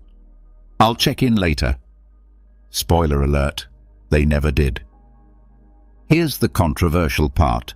Many people love to say they'll always be there for you, but when the going gets tough, they're only around for the good times. They'll celebrate with you, enjoy the highs, and laugh with you. But when things get serious, they vanish. It's easier for them to ghost you than to face your pain or discomfort. The reality is, they don't care enough to be there when it matters. Let's be honest, true support isn't about convenience. It's about being there when it's hard, when it's uncomfortable, and when you'd rather not. The people who disappear when you need them most aren't just inconsiderate. They're showing you exactly where you stand in their life. They're saying, without words, your problems aren't worth my time. I remember feeling completely heartbroken when I realized that the people I had been there for, during their breakups, family struggles, and career setbacks, couldn't be bothered to return the favor. It was a painful wake-up call, but also a valuable lesson. Nothing reveals the true nature of a relationship like a crisis. When things get tough, you find out who your real friends are. So what does it say about someone when they vanish the moment you need them most? It's not just a sign of flakiness, it's a neon warning that they're not as invested in you as you might have thought. I learned this the hard way during a particularly rough patch in my life. I was facing a major personal issue that really shook me to my core. Naturally, I turned to the people I considered close friends, expecting some level of support, even if it was just a text or a quick call. But guess what? Crickets. The people I thought would be there for me suddenly had every excuse in the book. I'm so swamped at work. Sorry, I'm really busy right now. I'll check in with you later. Spoiler alert, they never did. The controversial truth. People love to talk about how they'll always be there for you, but when push comes to shove, many of them are only around for the good times. They'll party with you, laugh with you, and enjoy the high points of your life. But the minute things get real, they're nowhere to be found. It's easier for them to ghost you than to deal with your pain or discomfort. Deep down, they don't care enough to be there when it counts. True support isn't about convenience. It's about being there when it's hard, when it's uncomfortable, and when it's the last thing you want to do. The people who disappear when you need them most aren't just being inconsiderate. They're showing you exactly where you stand in their life. They're saying, without words, your problems aren't worth my time. My wake-up call. I remember feeling absolutely gutted when I realized that the people I'd been there for in the past, during their breakups, family dramas, and career setbacks, couldn't be bothered to return the favor. It was a wake-up call, and not a pleasant one, but it was also a lesson I needed to learn. Not everyone who smiles in your face is truly in your corner. The deep message: support is the foundation of any meaningful relationship.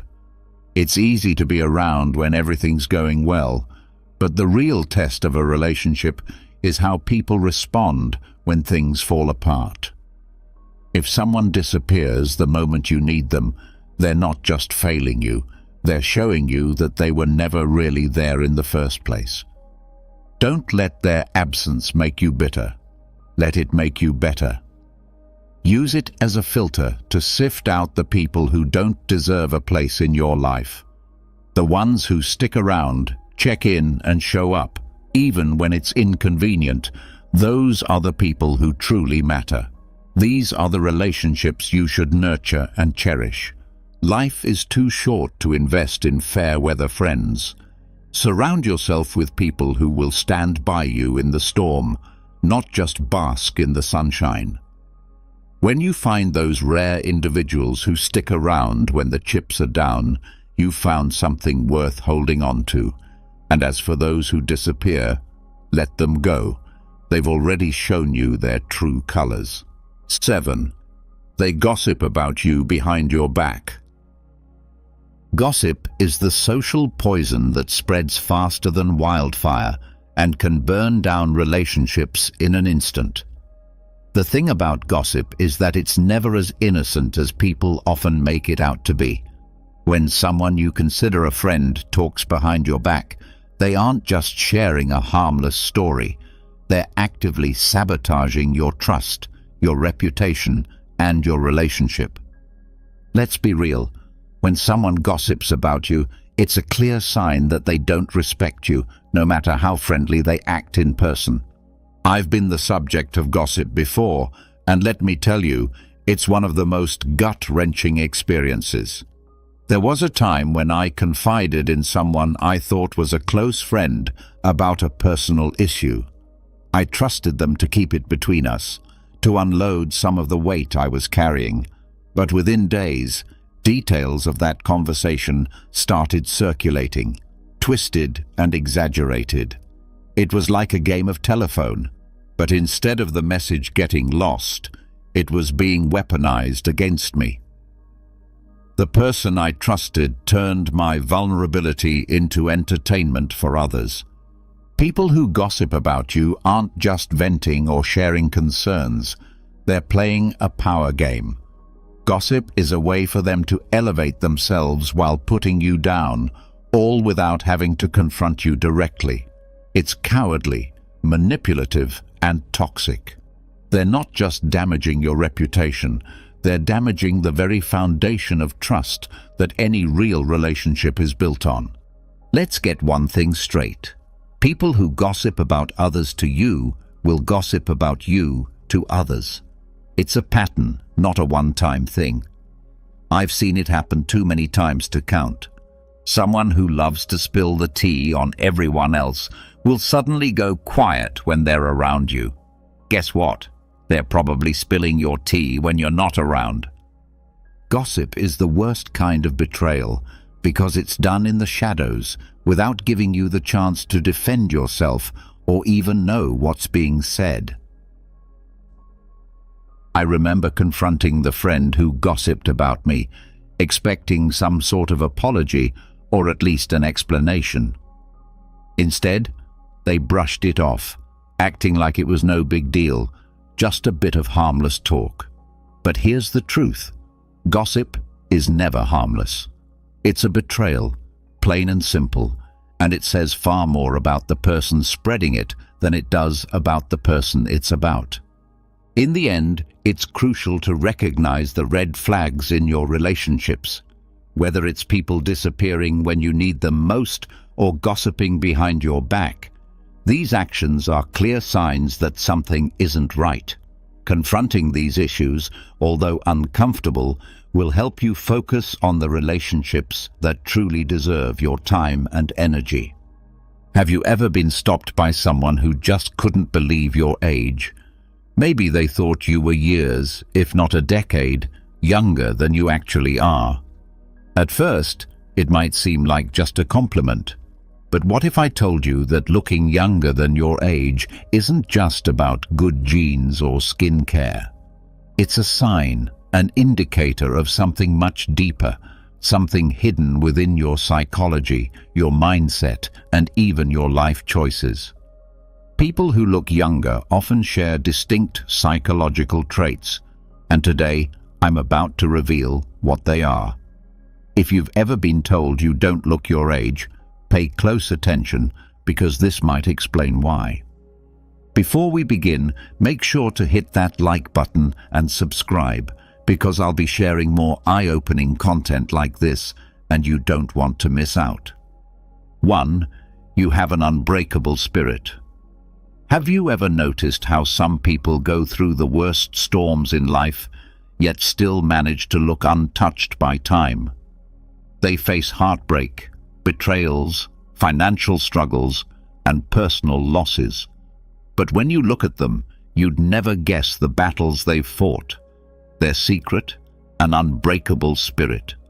Your mind controls your body more than you think.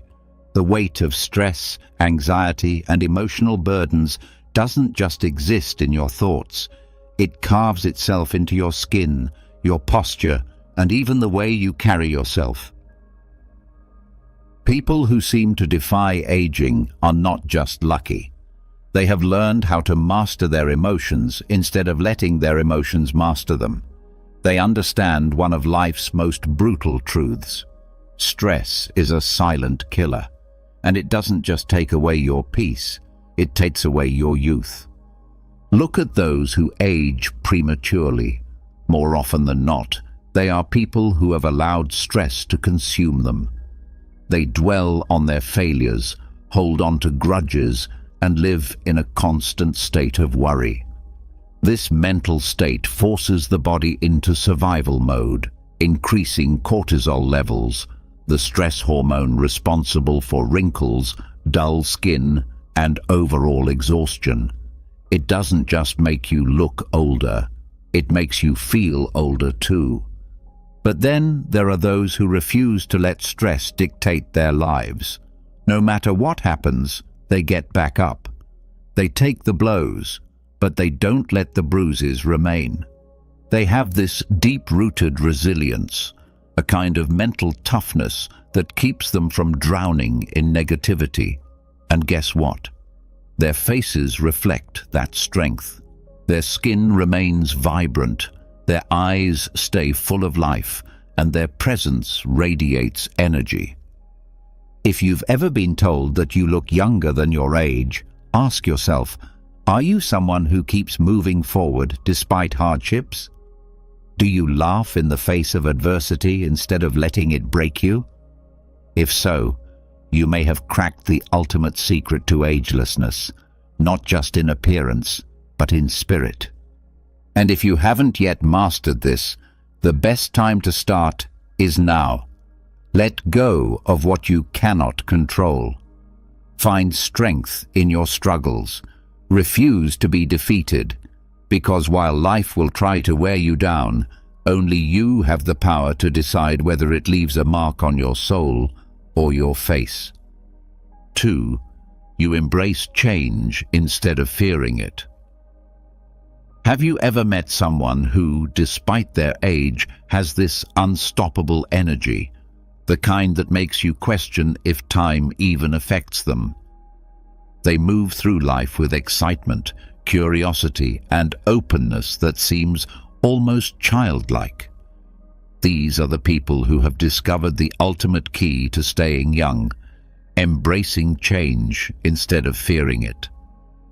Stubbornness is one of the fastest ways to age, mentally, emotionally, and physically. When people resist change, they trap themselves in cycles of stress, frustration, and stagnation.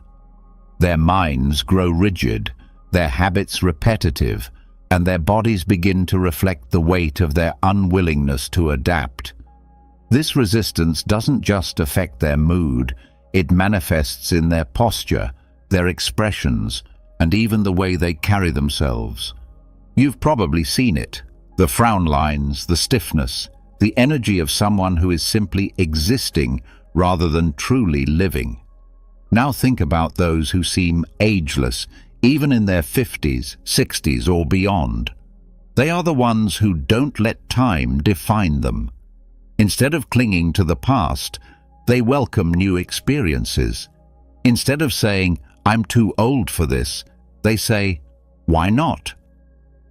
They are lifelong learners, willing to grow, evolve, and try things outside of their comfort zone. This flexibility isn't just good for the soul, it's a powerful anti-aging weapon. Science backs this up.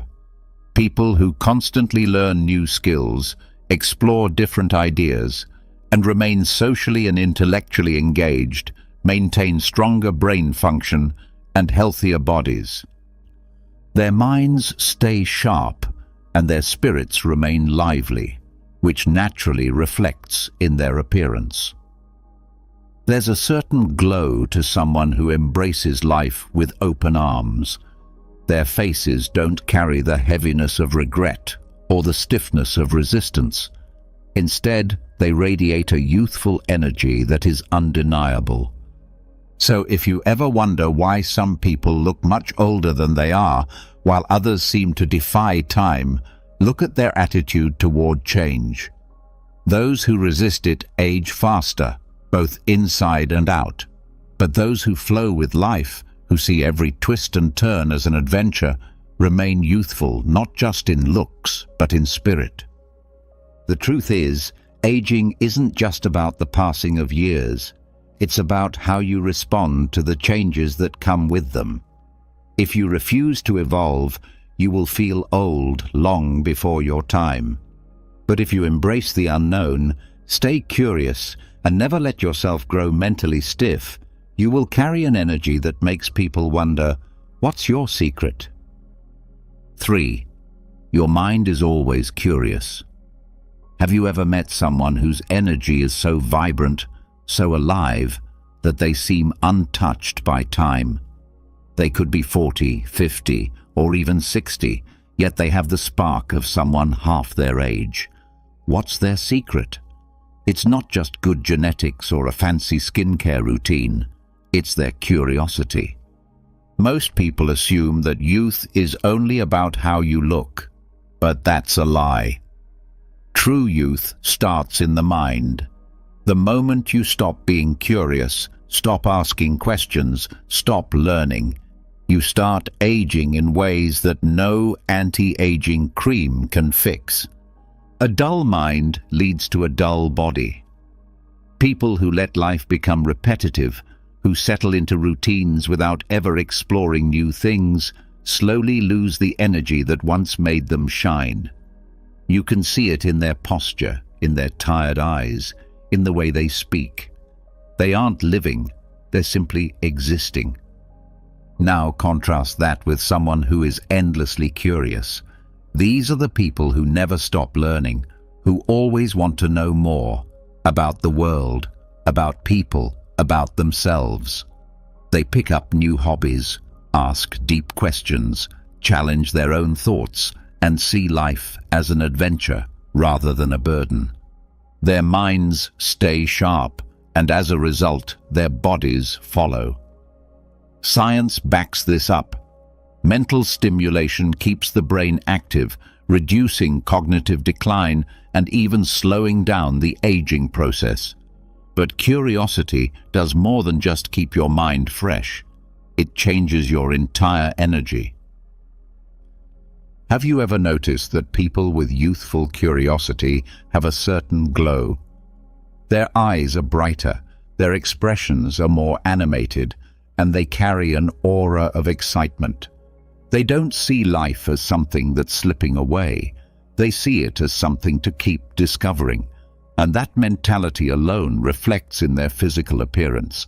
So if people often tell you that you look younger than your age, take a moment to think. Are you someone who is always curious? Do you find joy in learning new things? Do you challenge yourself to grow instead of just going through the motions? If the answer is yes, then you've unlocked one of the most powerful secrets to staying young. Because the truth is, youth isn't just about the years you've lived. It's about the fire in your mind. Keep that fire alive, and time will never truly catch up with you. 4. You express your emotions freely. Have you ever noticed how some people carry the weight of the world on their faces? Their eyes seem tired, their expressions hardened, and their presence feels heavy, as if life itself has worn them down. Now compare them to those who look younger than their age. Their faces are lighter, their eyes brighter, and there's a softness in the way they carry themselves. What's the difference? Emotional expression. Emotions are not meant to be locked away. When you suppress your feelings, whether it's sadness, anger, frustration, or even joy, you create an inner tension that your body absorbs. It builds up like poison, increasing stress levels, tightening your muscles, and manifesting as deep lines on your face. Years of unexpressed emotions don't just weigh down your mind, they physically alter your appearance. Think about someone who holds in their emotions all the time. They keep a straight face, never allowing themselves to fully laugh, cry, or speak their truth. Over time, this emotional suppression takes a toll. Stress hormones like cortisol rise, accelerating aging by damaging skin elasticity, draining energy, and even weakening the immune system. These are the people who look older than they are, not because of genetics, but because of the emotional weight they refuse to release. Now look at those who age gracefully, who look younger than their years. What do they have in common? They allow themselves to feel. When they're happy, they don't hold back their laughter.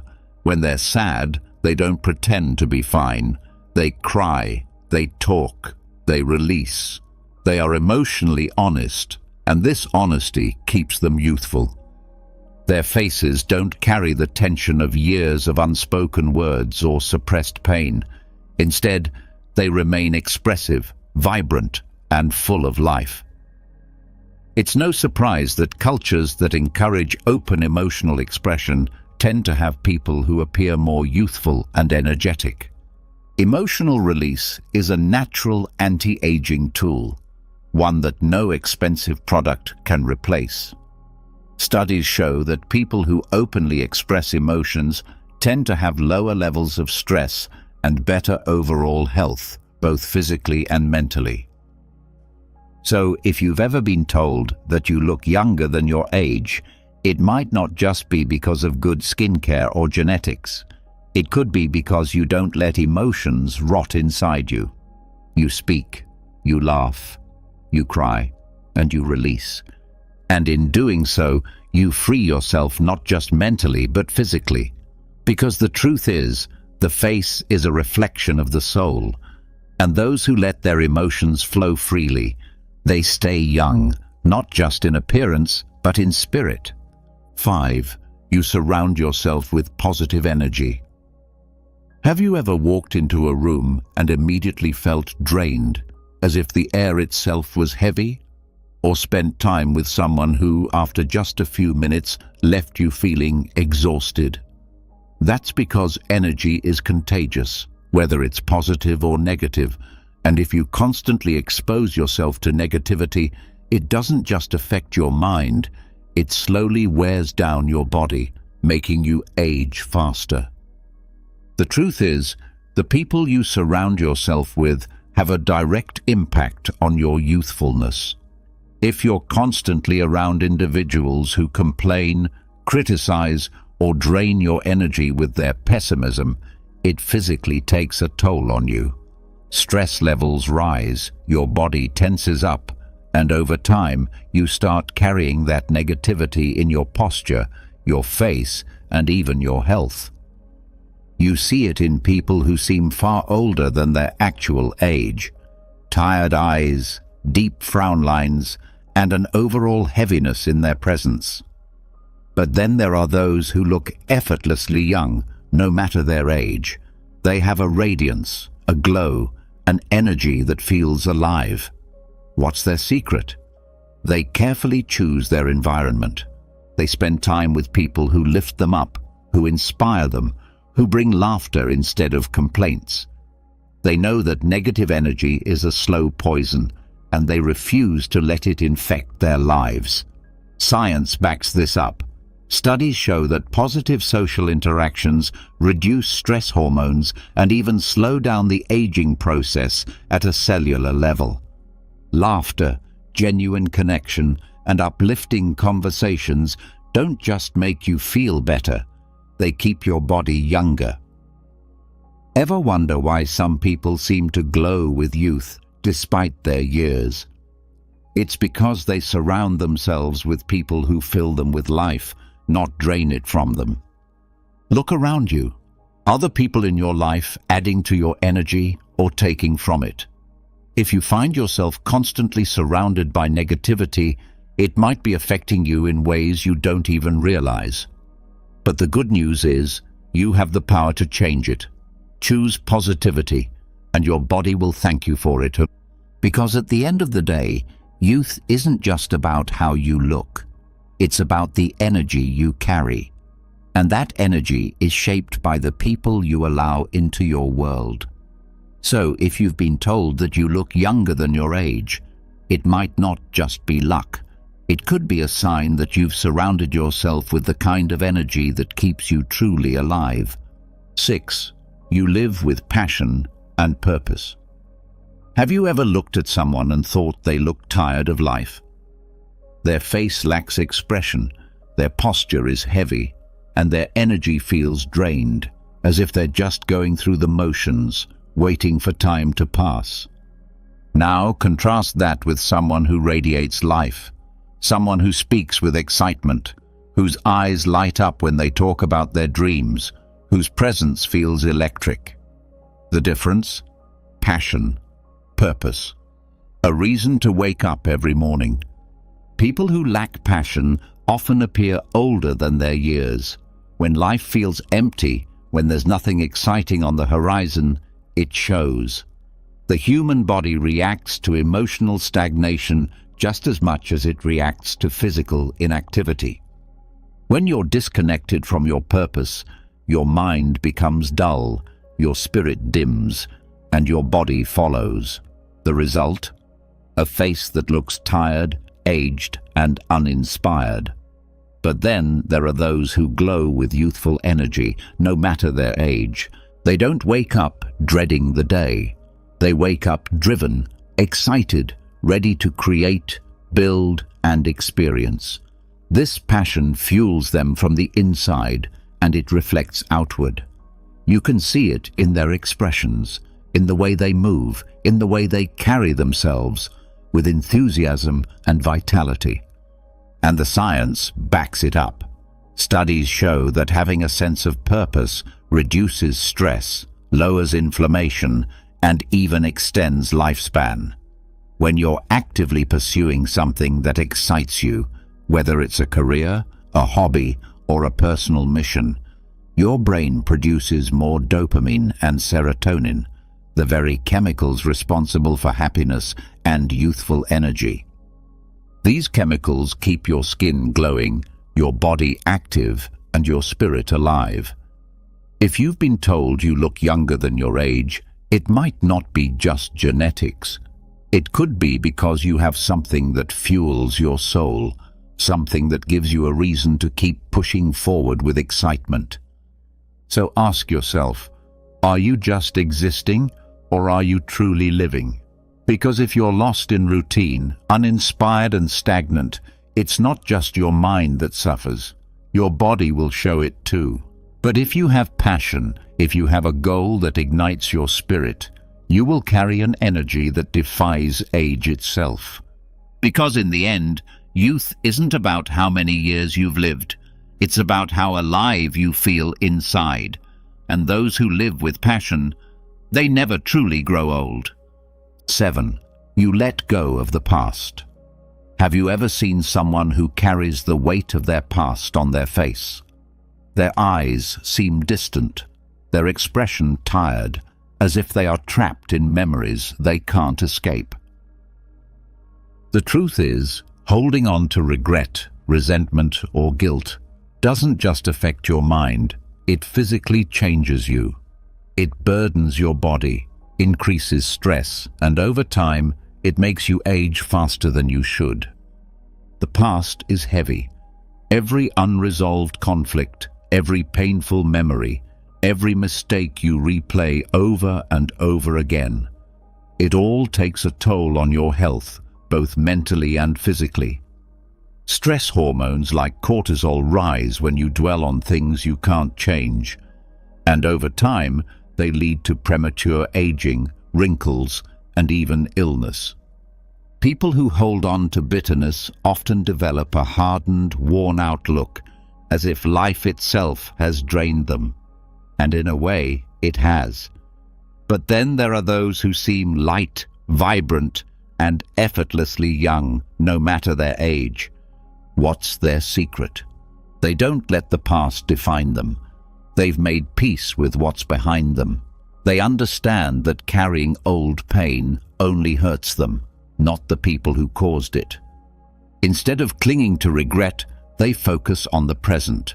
Instead of living in past mistakes, they choose growth, healing, and freedom. Science supports this. Studies have shown that people who practice forgiveness and mindfulness have lower levels of stress, better immune function, and even a longer lifespan. When you let go of grudges and regrets, your body follows suit. It releases tension, repairs itself, and allows you to maintain a youthful, radiant presence. If you've been told that you look younger than your age, it might not be just genetics. It could be because you refuse to let the past weigh you down.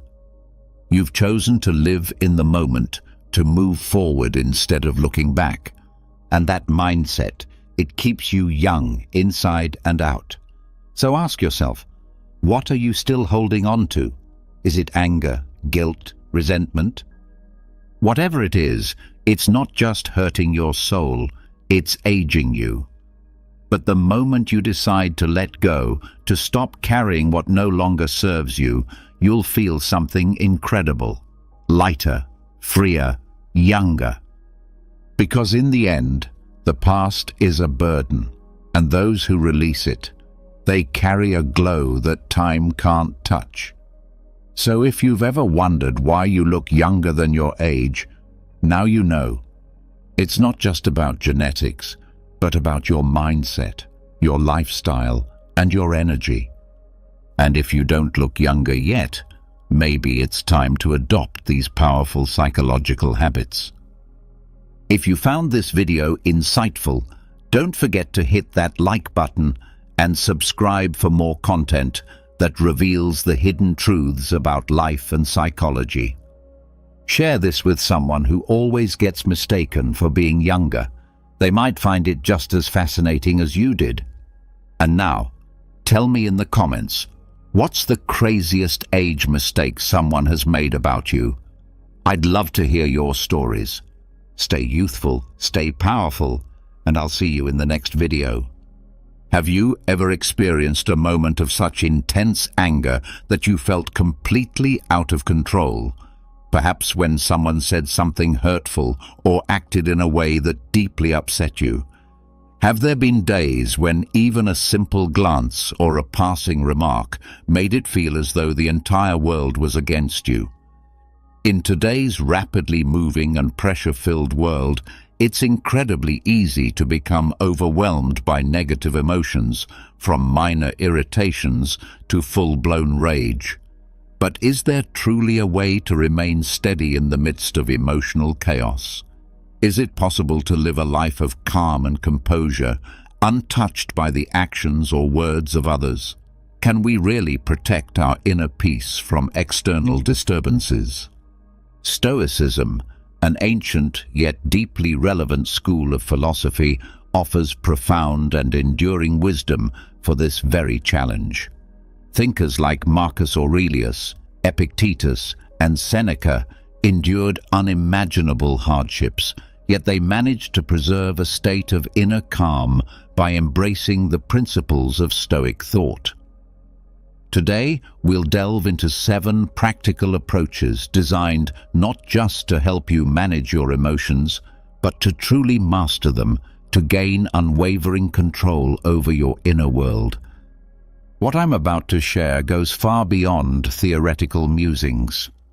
These are timeless lessons drawn from the depths of Stoic philosophy, carefully transformed into practical insights that you can apply immediately.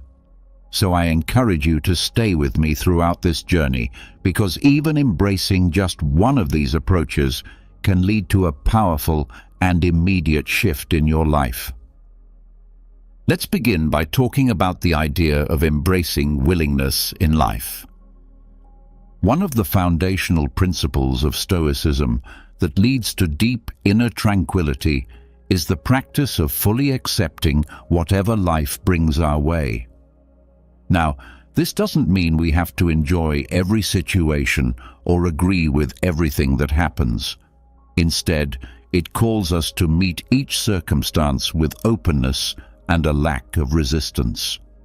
Marcus Aurelius, in his Meditations, encourages us to accept the things to which fate binds us and to love the people fate connects us with, but to do so wholeheartedly and sincerely. This type of acceptance is essential for breaking the cycle of anger and frustration. Picture yourself performing a mundane task like washing the dishes. If you do it begrudgingly, each plate becomes a source of resentment.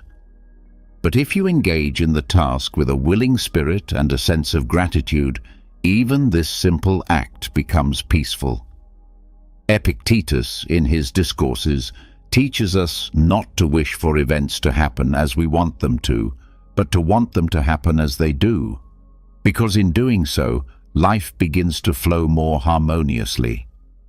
This is the essence of willingness, moving with the current of life rather than resisting it.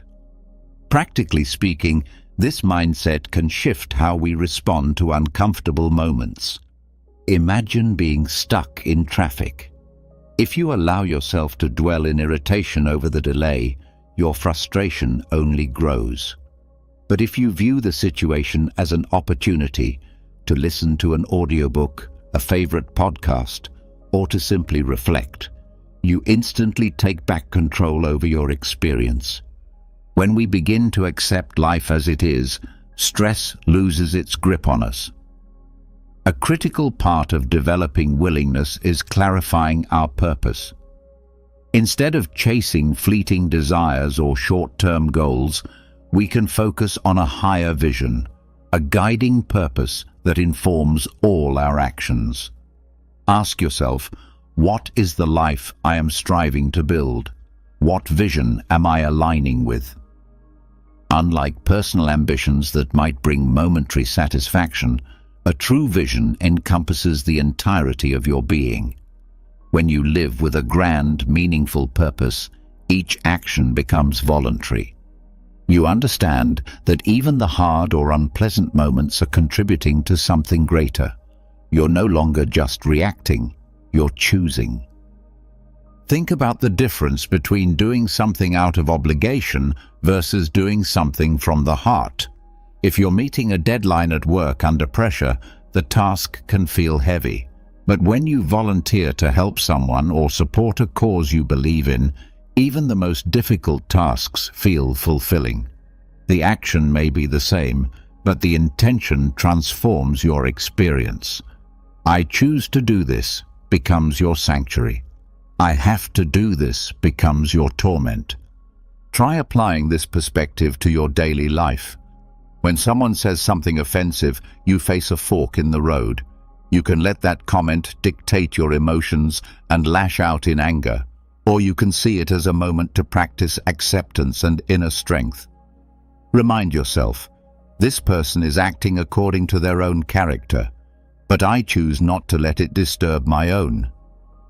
Accepting life's circumstances as they unfold does not mean giving up on self-improvement or letting go of the drive to better your circumstances. Rather, it means recognizing that while some things are beyond your control, your response is always within your power. This understanding is incredibly freeing. It reduces stress and empowers you to focus your energy where it matters most. For instance, if you're criticized at work, you can take it as a personal attack, or you can see it as an opportunity for growth. Your peace of mind isn't determined by what happens to you, but by how you interpret and respond to it. Embracing willingness is a process. It doesn't happen overnight. Start small. Accept when you make a mistake. Welcome life's little challenges as opportunities to strengthen your character. Learn to greet inconveniences with calm and patience. As you gradually develop this mindset, you'll find that anger has less power over you. External circumstances won't shake you as easily. Instead, you'll discover a growing, quiet power within yourself, the kind of power that allows you to live life by your own design. Now let's talk about the second principle, the importance of stopping the habit of judging others.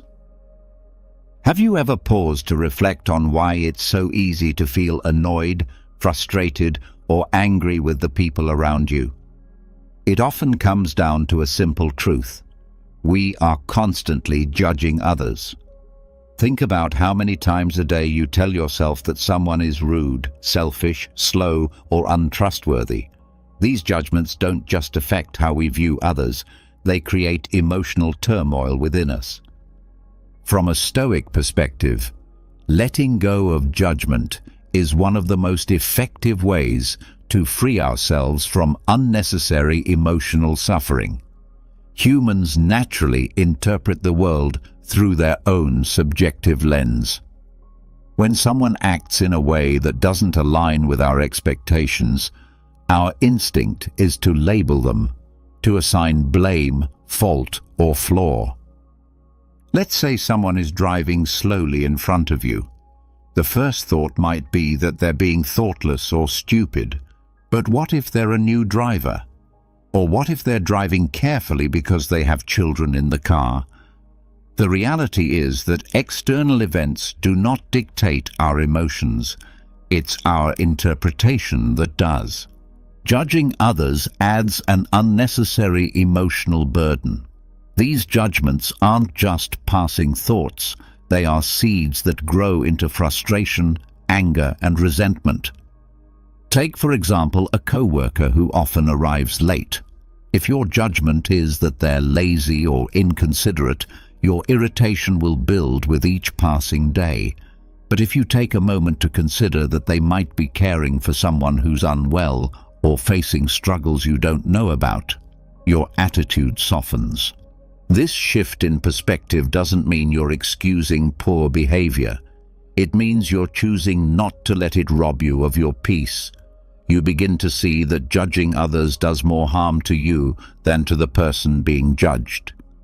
By releasing the need to label others, you unburden your mind and heart.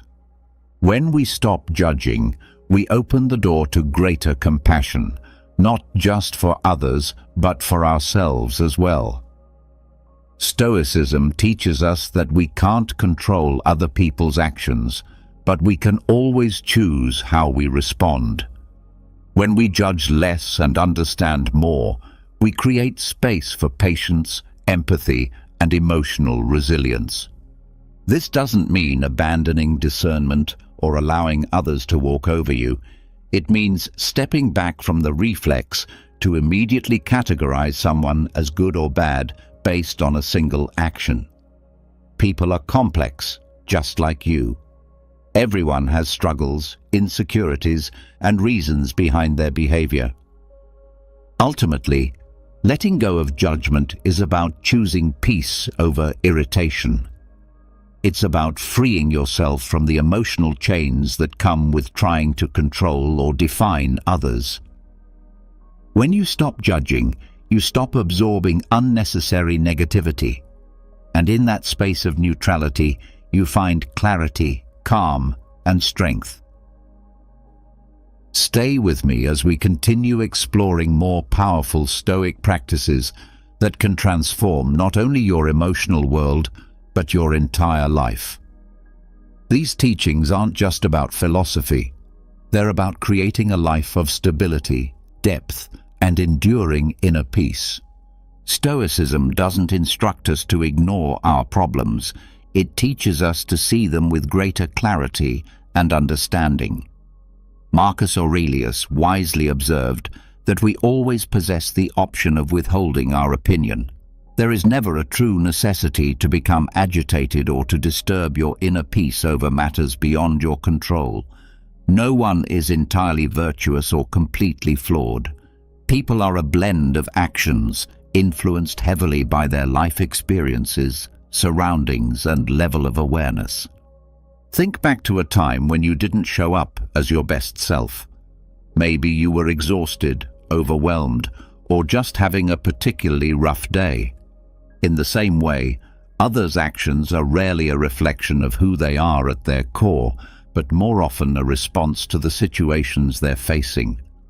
In the right environment, even someone with many faults can demonstrate surprising kindness. On the flip side, even those who are usually composed and kind can falter under pressure. Consider this. You're at a restaurant and the server accidentally spills water across your table. Your immediate reaction might be irritation or anger. How careless!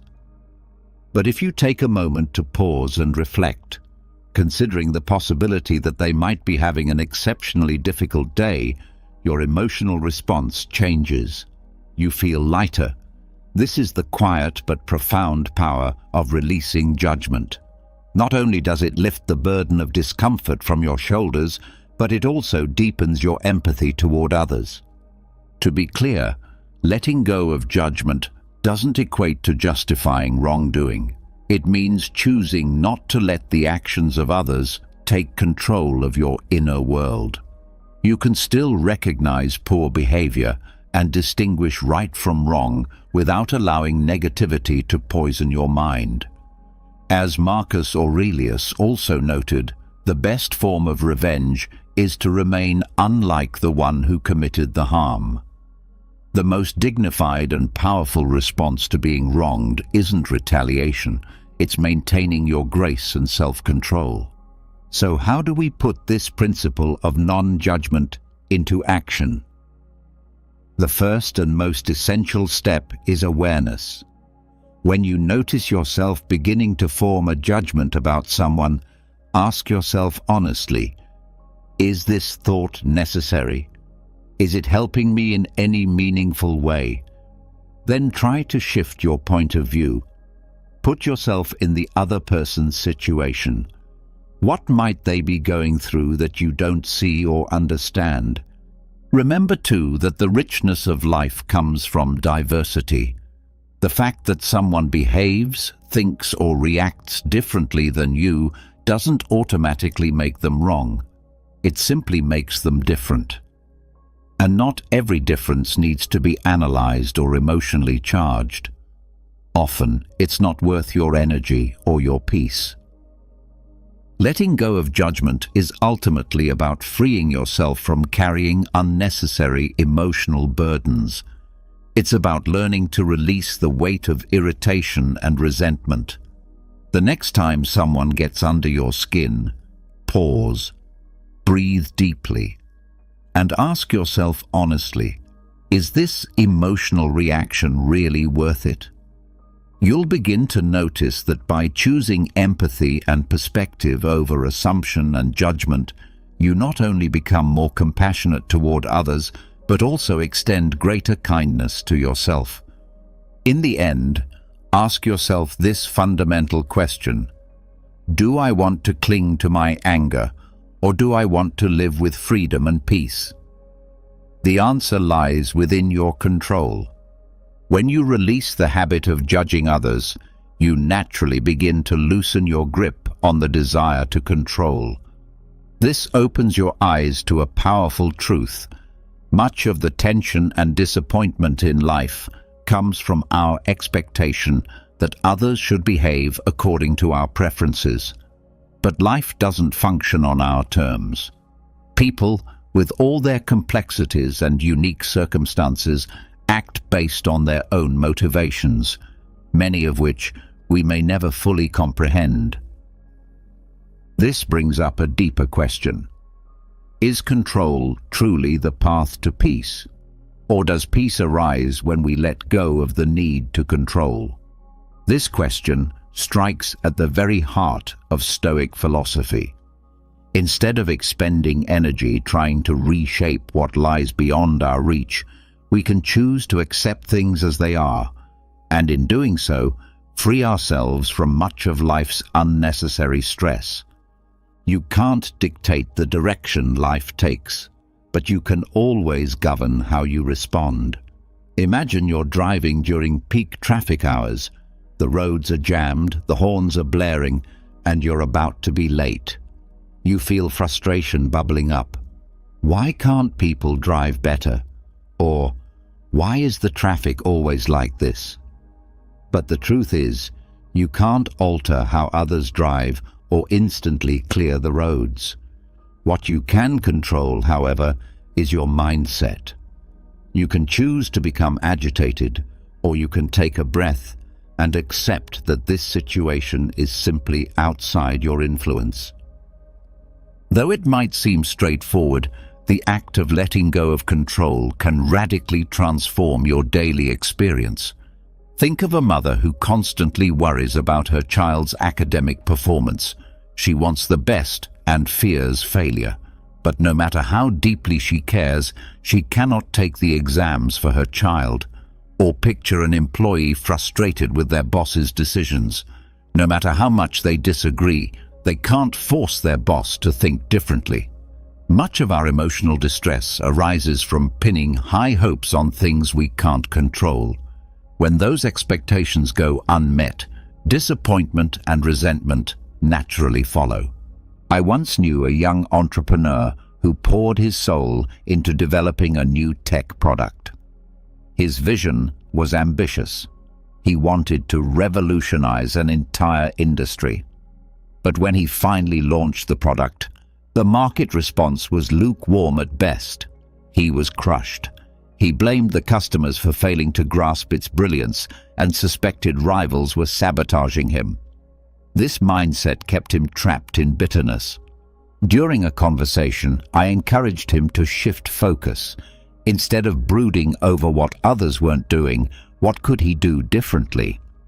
Slowly, he began to refine his approach, adjusted the product, and embraced the slow, often humbling journey of growth.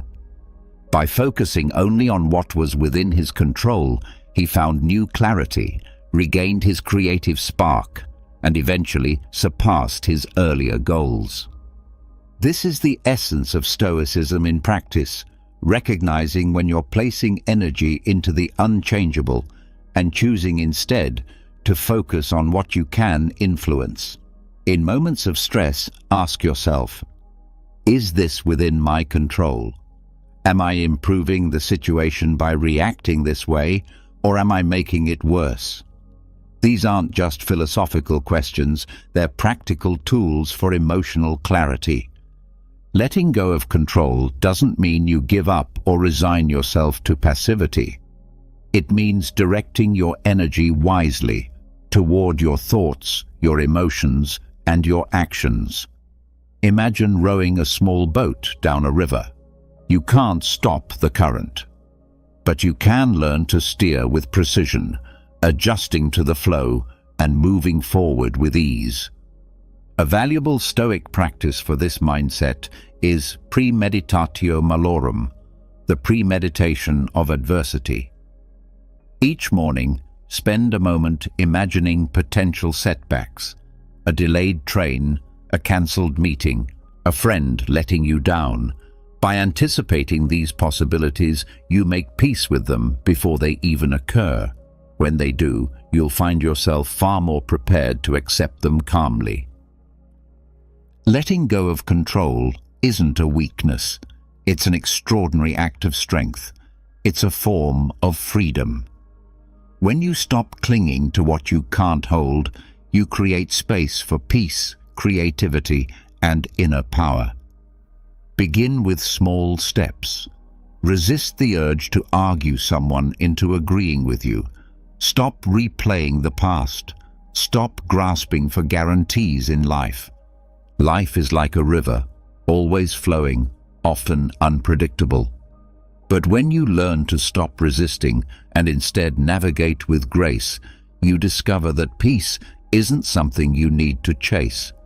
It's something you create, moment by moment, choice by choice. When people don't act the way we expect them to, it's easy to feel upset or disappointed. But have you ever paused to wonder why we even expect perfection from others or the world around us? According to Stoic philosophy, this expectation of perfection is not only unrealistic, but also a major source of emotional suffering. The idea that everything should go according to our standards is an illusion, and by recognizing this, we begin to free ourselves from the negative emotions that arise when reality doesn't meet our demands. Reflect on your experiences. Have you ever been let down because a coworker didn't do their part, causing setbacks in your own work? Or maybe you felt hurt when someone close to you didn't keep a promise or said something unkind. These situations are not rare, yet we often react with the assumption that people should be flawless. But is that a fair expectation? The Stoic philosopher Epictetus teaches that it's not the events themselves that disturb us, but rather our judgments about those events. Our anger and frustration don't come from what people do, but from how we choose to view their actions. The world is naturally messy, unpredictable, and flawed. It was never meant to function according to our preferences. Trying to mold it to our will only leads to suffering. Let's consider a specific case. Imagine you spent days preparing for a vital presentation. You gave it your all, but right before it began, the colleague in charge of the supporting materials made some critical mistakes or left out important content. The initial reaction might be overwhelming frustration. You might think, how could they be so careless after all my effort? But from a Stoic viewpoint, this reaction doesn't serve you. The mistake has already happened, and blaming someone else only increases your distress. A more empowering response would be to ask, what can I do right now to make the best of this situation? Accepting that people make mistakes allows you to stay calm and think clearly, which in turn helps you find better solutions. Stoicism teaches that our focus should remain on what we can control. Marcus Aurelius, the Stoic emperor, advised that we begin each day by reminding ourselves we will likely encounter rudeness, ingratitude, arrogance, betrayal, hostility, and selfishness. These aren't exceptions to the rule, they are part of life. He explained that such behaviors stem from ignorance, from a lack of understanding about what is truly good or bad. By anticipating these imperfections, we mentally prepare ourselves to respond with patience and strength. This isn't about being negative, it's about being realistic and equipping ourselves emotionally to handle life's unpredictability. Embracing the world's imperfections can also change the way we handle everyday conflicts. When someone fails to keep a promise, rather than immediately feeling betrayed, you can remind yourself that everyone is fighting battles you can't see. If you're feeling misunderstood, resist the urge to become defensive. Instead, calmly try to clarify your thoughts. Perhaps the other person didn't mean to offend, but simply didn't grasp your perspective. If someone is rude or critical, ask yourself whether their words truly injure you or whether it's your own interpretation that's creating the pain. To accept imperfection doesn't mean we stop trying to grow or improve the world around us. On the contrary, this mindset liberates us. When we stop demanding that others meet our personal standards, we free ourselves from constant disappointment and can instead invest our energy in what truly matters. Take personal relationships, for example. We often expect our partner to understand us completely, to instinctively know our feelings and needs. But even the most loving person can't read your mind. When you stop blaming them for not meeting your unspoken expectations and instead ask yourself whether you could express your needs more clearly, you not only reduce frustration, but also strengthen your relationship through better communication. When we truly embrace imperfection, we begin to find beauty in flaws. The co-worker who forgets deadlines, the friend who lets you down, the stranger who speaks harshly, all of these become chances to practice compassion and resilience. Ask yourself, have I ever made mistakes? If you desire understanding and forgiveness from others, shouldn't you be willing to extend the same to them?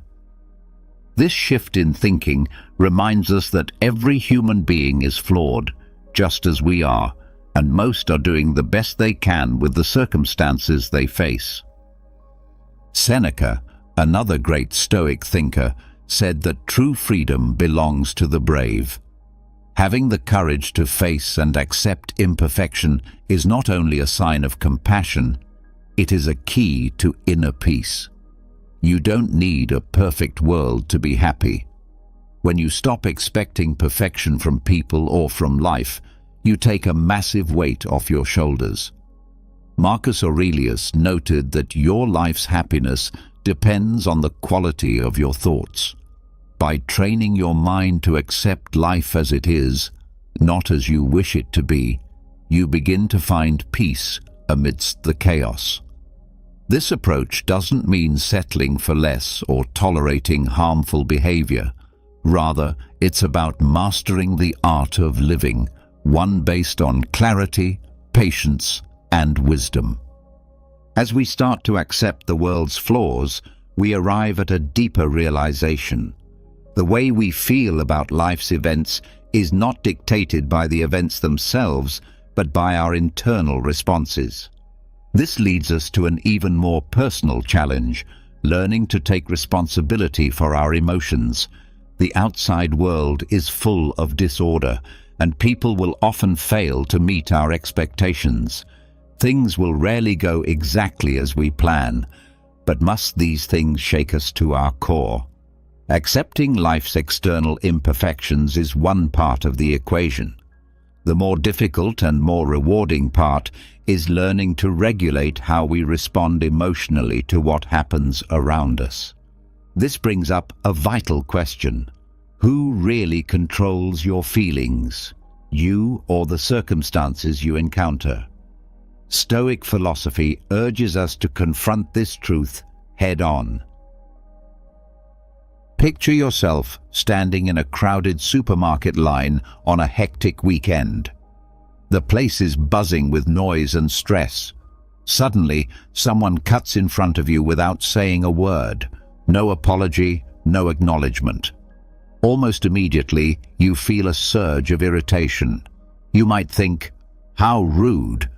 The impulse to speak up angrily or to stew in frustration is strong. But here's where you can take a pause and reflect. Is this person's inconsiderate action really worth disrupting your peace? They may have acted poorly, but your emotions are still your responsibility. Why should you allow their behavior to take charge of how you feel? If you choose calmness, you'll notice something powerful. The irritation begins to melt away. That person may continue without ever realizing what they did, but their behavior no longer has any control over your mood. The cue may take a few minutes longer, but your inner stability remains untouched. What could have been a spark for hours of negativity turns into just another moment in the day, easily forgotten. Every day, we unknowingly give others control over our emotions. A harsh comment, a dismissive look, or a forgotten favor can make us feel hurt or angry. But why do we give other people such power over our emotional state? Marcus Aurelius, emperor and philosopher, reminded us that we have complete control over our minds, even if we can't control outside events. In that control lies our strength. His insight reveals a timeless truth. While you can't determine how others behave, you always have the power to choose how you respond. Think back to a time when you were unjustly criticized, maybe at work or by someone close to you. The natural reaction might have been anger, maybe even a desire to defend yourself. But imagine if, in that moment, you had reminded yourself that your value doesn't depend on one person's opinion, and that your peace of mind is not up for negotiation. That would change everything.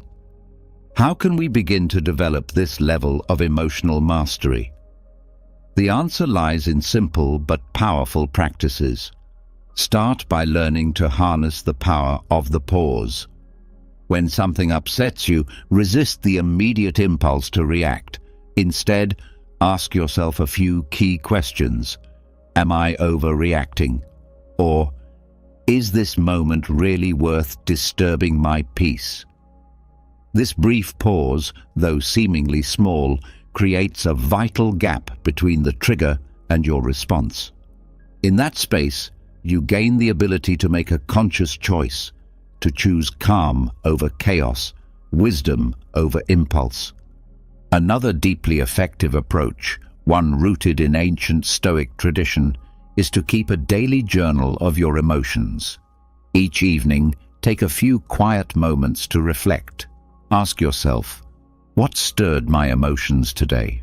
What situations challenged my inner balance? How did I respond? And could I have chosen a wiser response? This daily practice is more than just writing. It's a mirror into your emotional life. Over time, it reveals patterns, moments where you consistently lose your composure, and gives you the clarity and discipline to change your reactions. Slowly but surely, this builds a resilient mindset. Owning your emotions is the cornerstone of a more peaceful life. The truth is, no one can truly make you angry or upset unless you give them that power. The Stoic emperor Marcus Aurelius captured this timeless wisdom when he wrote, "If you are distressed by anything external, the pain is not due to the thing itself, but to your estimate of it, and this you have the power to revoke at any moment. These words are not just theory, they are a call to action. They remind us that emotions, while powerful, are our possession. They are not the result of what someone else says or does, but of how we interpret and internalize the situation. Your peace of mind is your responsibility. When you learn to protect it, fiercely but calmly, you will find that very little in this world can truly disturb your inner spirit. So ask yourself, does this way of thinking resonate with you? If it does, take a moment to like this message and share your own thoughts in the comments. I'd truly love to hear your personal stories and reflections. And if you see things differently, I welcome your perspective as well. Your insights might ignite a meaningful and enriching conversation that helps us all grow. Let's keep growing together as we move forward into the next timeless principle. Lesson number 6. Practice non-reaction. In life, unexpected moments often catch us by surprise. A colleague might publicly criticize you during a meeting, leaving you stunned and embarrassed. A stranger may rudely cut in front of you in a line you've been patiently standing in.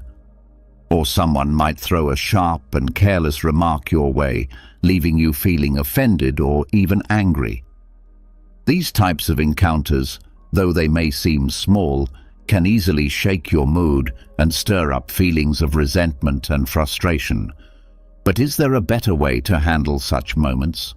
Is there a way to remain grounded and composed, even when others act out of line?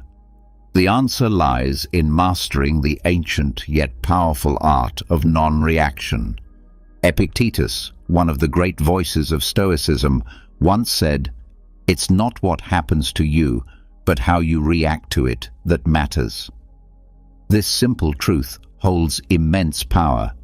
When you pause and reflect on it, you begin to see that your emotional state is not determined by other people's behavior, but by how you choose to perceive and respond to it. Take the earlier example of being criticized during a meeting. Your initial reaction might be to feel embarrassed or irritated, especially if the criticism is public and unexpected. You might feel the urge to immediately defend yourself or push back to protect your pride. But what if you paused instead? What if, in that brief space between stimulus and response, you asked yourself, why should I let this define my mood or my worth? That colleague's hasty or insensitive words don't actually diminish your capabilities. They only reflect their own mindset in that moment. By choosing not to react emotionally, you protect your peace, maintain your professionalism, and show strength, not weakness. Consider an alternative and more stoic approach. You smile calmly and respond, "Thank you for the feedback. I'll address that after I finish presenting my ideas." With that single response, you seize control of the situation. The colleague, expecting a defensive reaction, is instead met with grace and composure. And you, rather than being flustered or rattled, walk away from the meeting with confidence and inner calm. This is the quiet power of non-reaction. Seneca, another towering figure of Stoicism, once advised, "The greatest remedy for anger is delay." One of the most effective ways to master non-reaction is to give yourself time. When someone insults you or challenges you unfairly, resist the temptation to fire back immediately. Instead, take a breath. Reflect. If the conflict is over email, delay your reply by an hour or even a full day. Time grants you clarity, and clarity allows you to respond wisely rather than impulsively. Sometimes the strongest response is silence. Choosing not to retaliate doesn't mean you are weak. On the contrary, it means you are in full control. By refusing to be provoked, you remain the master of your inner state.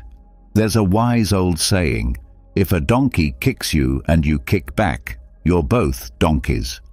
This humorous yet profound parable teaches that reacting to negativity with more negativity only pulls you down to the same level.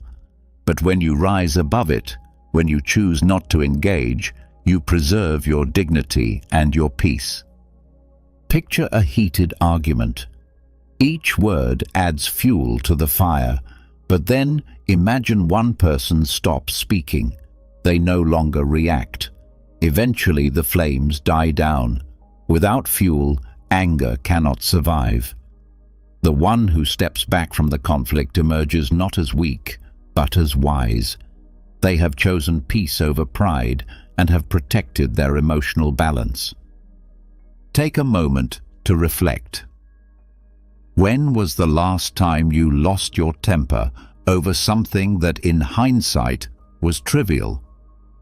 Was the anger worth it? If you could return to that moment, would you respond differently? These are powerful questions that invite us to become more self-aware and more in control of ourselves. Marcus Aurelius captured it best when he wrote, "If you are distressed by anything external, the pain is not due to the thing itself, but to your estimate of it, and this you have the power to revoke at any moment." This wisdom isn't abstract, it's practical. It means that even in the chaos of life, you always have the power to reclaim your peace. Mastering non-reaction doesn't mean you accept mistreatment or remain passive in the face of injustice. It means you become discerning, choosing where your energy is best spent and refusing to waste it on meaningless provocation. By embracing non-reaction, you gain emotional mastery. You protect your peace. You develop a strong, grounded soul that cannot be easily shaken by outside forces. Remind yourself every day, you cannot control the actions of others, but you can always control your response. In a world full of noise, calmness, silence, and an unshaken heart are your greatest strengths. This is the essence of Stoicism. Now, let's explore the next vital teaching. Lesson number 7. Find joy in selflessness. As we learn to stay calm and resist the urge to react hastily to the world around us, something remarkable begins to happen. Our inner world begins to lighten. The burdens we once carried, anger, irritation, resentment, begin to lift. The things that used to trigger us now feel like minor ripples in the vast river of life. And in that space where bitterness used to reside, something new and beautiful takes root. A quiet, radiant joy. The joy of understanding, of compassion, and of giving without expectation. As our hearts soften and open, we make room for empathy and love. We begin to see that sometimes the most powerful way to protect our peace is to simply forgive, to let go, to offer kindness even when it is not returned. This is not weakness, it is transcendence. It is the mind finding clarity and the heart expanding to embrace others, even those who fall short. Marcus Aurelius beautifully reminds us in his writings that when we wake in the morning, we should take a moment to reflect on the privilege of being alive, to think, to experience joy, and to love. These are gifts that each new day provides. These simple yet profound words serve as a gentle reminder of the blessings life offers us. Every morning is an opportunity to love, to help others, and to live with a heart that is more open and receptive than it was the day before. Through the lens of Marcus Aurelius, forgiveness is not something distant or difficult to attain. It is simply an awareness that helping others brings joy, not just to them, but also to ourselves. I recall a story about a friend who worked in a highly stressful environment where he was frequently criticized, sometimes unfairly, by his colleagues. Instead of responding with anger or frustration, he chose to pause and reflect. He asked himself, "Are they going through something that I don't know about?" One day, he learned that a colleague who had been particularly critical was facing severe financial struggles. This revelation changed his entire perspective. Rather than retaliating, he chose to remain silent, to listen, and even offered help when he could. Over time, this approach not only improved their relationship, but also created a more positive and less tense atmosphere in the workplace. The same principle can be applied to our family lives. Minor disagreements in families often have the potential to escalate into major arguments. Imagine having a relative who constantly criticizes you, no matter what you do. Their words might hurt deeply, but it's important to remember that their criticism often comes from their own insecurities or struggles, rather than from a genuine desire to hurt you. When you understand this, it becomes much easier to disarm your own anger. Choosing forgiveness doesn't mean you accept wrongdoing. It means you choose not to let it dictate how you feel or control your emotional state. Anger frequently arises from our expectations of others. We expect people to behave according to our standards, but life is inherently imperfect. Everyone carries unseen burdens, and recognizing this fact allows us to let go of our expectations. Once these expectations fade, there is no longer a reason for anger to take root. The beauty of forgiveness is that it not only helps us move beyond anger, but also brings a deep sense of joy and relief. Reflect for a moment. Can you recall a time when you helped someone without expecting anything in return? How did it feel? It was likely a peaceful, fulfilling experience, one that brought a sense of purpose and joy that surpassed any material reward. Epictetus once wisely stated, "No man is free who is not master of himself." Practicing forgiveness is not only about giving to others, it is about reclaiming control over our own emotions. It is a form of spiritual freedom, a state of peace that cannot be bought with material wealth. Modern research supports this idea. People who regularly engage in acts of kindness and selflessness report higher levels of happiness. The teachings of Stoicism, which have endured for millennia, understood this truth deeply. Forgiveness is not merely a moral virtue, it is a path to a fuller, more meaningful life. Take a moment to ask yourself, can I see this situation from the other person's perspective? What might be driving their behavior? These questions, when practiced regularly, can help ease discomfort and foster understanding. When was the last time you helped someone without expecting anything in return? How did it make you feel? Reflecting on such moments can guide you toward practicing forgiveness daily. It doesn't have to be a complicated or difficult process. Sometimes, it's as simple as showing patience with someone's carelessness or refraining from trying to control things that are beyond your power. Instead of clinging to anger, focus on bettering yourself. When you extend kindness to someone, be grateful for the opportunity to do so and let go of any resentment. Seneca, in his timeless wisdom, beautifully said, "Wherever there is a human being, there is an opportunity for kindness. Wherever life places us, we have the chance to offer compassion." Choose forgiveness, not just for others, but also for yourself. Through giving and understanding, we build a better world for both ourselves and those around us. Forgiveness is not just an action, It is the key to living freely and peacefully. In conclusion, we have explored 7 methods for maintaining inner peace and remaining unaffected by the anger or annoyance caused by others. These principles are not merely philosophical musings. They are practical tools that guide us toward true inner freedom. By embracing acceptance, we learn to align with life itself. By letting go of judgment, we free ourselves from the burdens of bias. By relinquishing control and embracing imperfection, we take responsibility for our emotions and practice non-reactivity. All of these steps bring us closer to genuine self-mastery. Along this journey, finding joy in compassion becomes the greatest gift we can offer, not just to others, but to ourselves as well. If you found this video helpful and have not yet liked it, please take a moment to do so.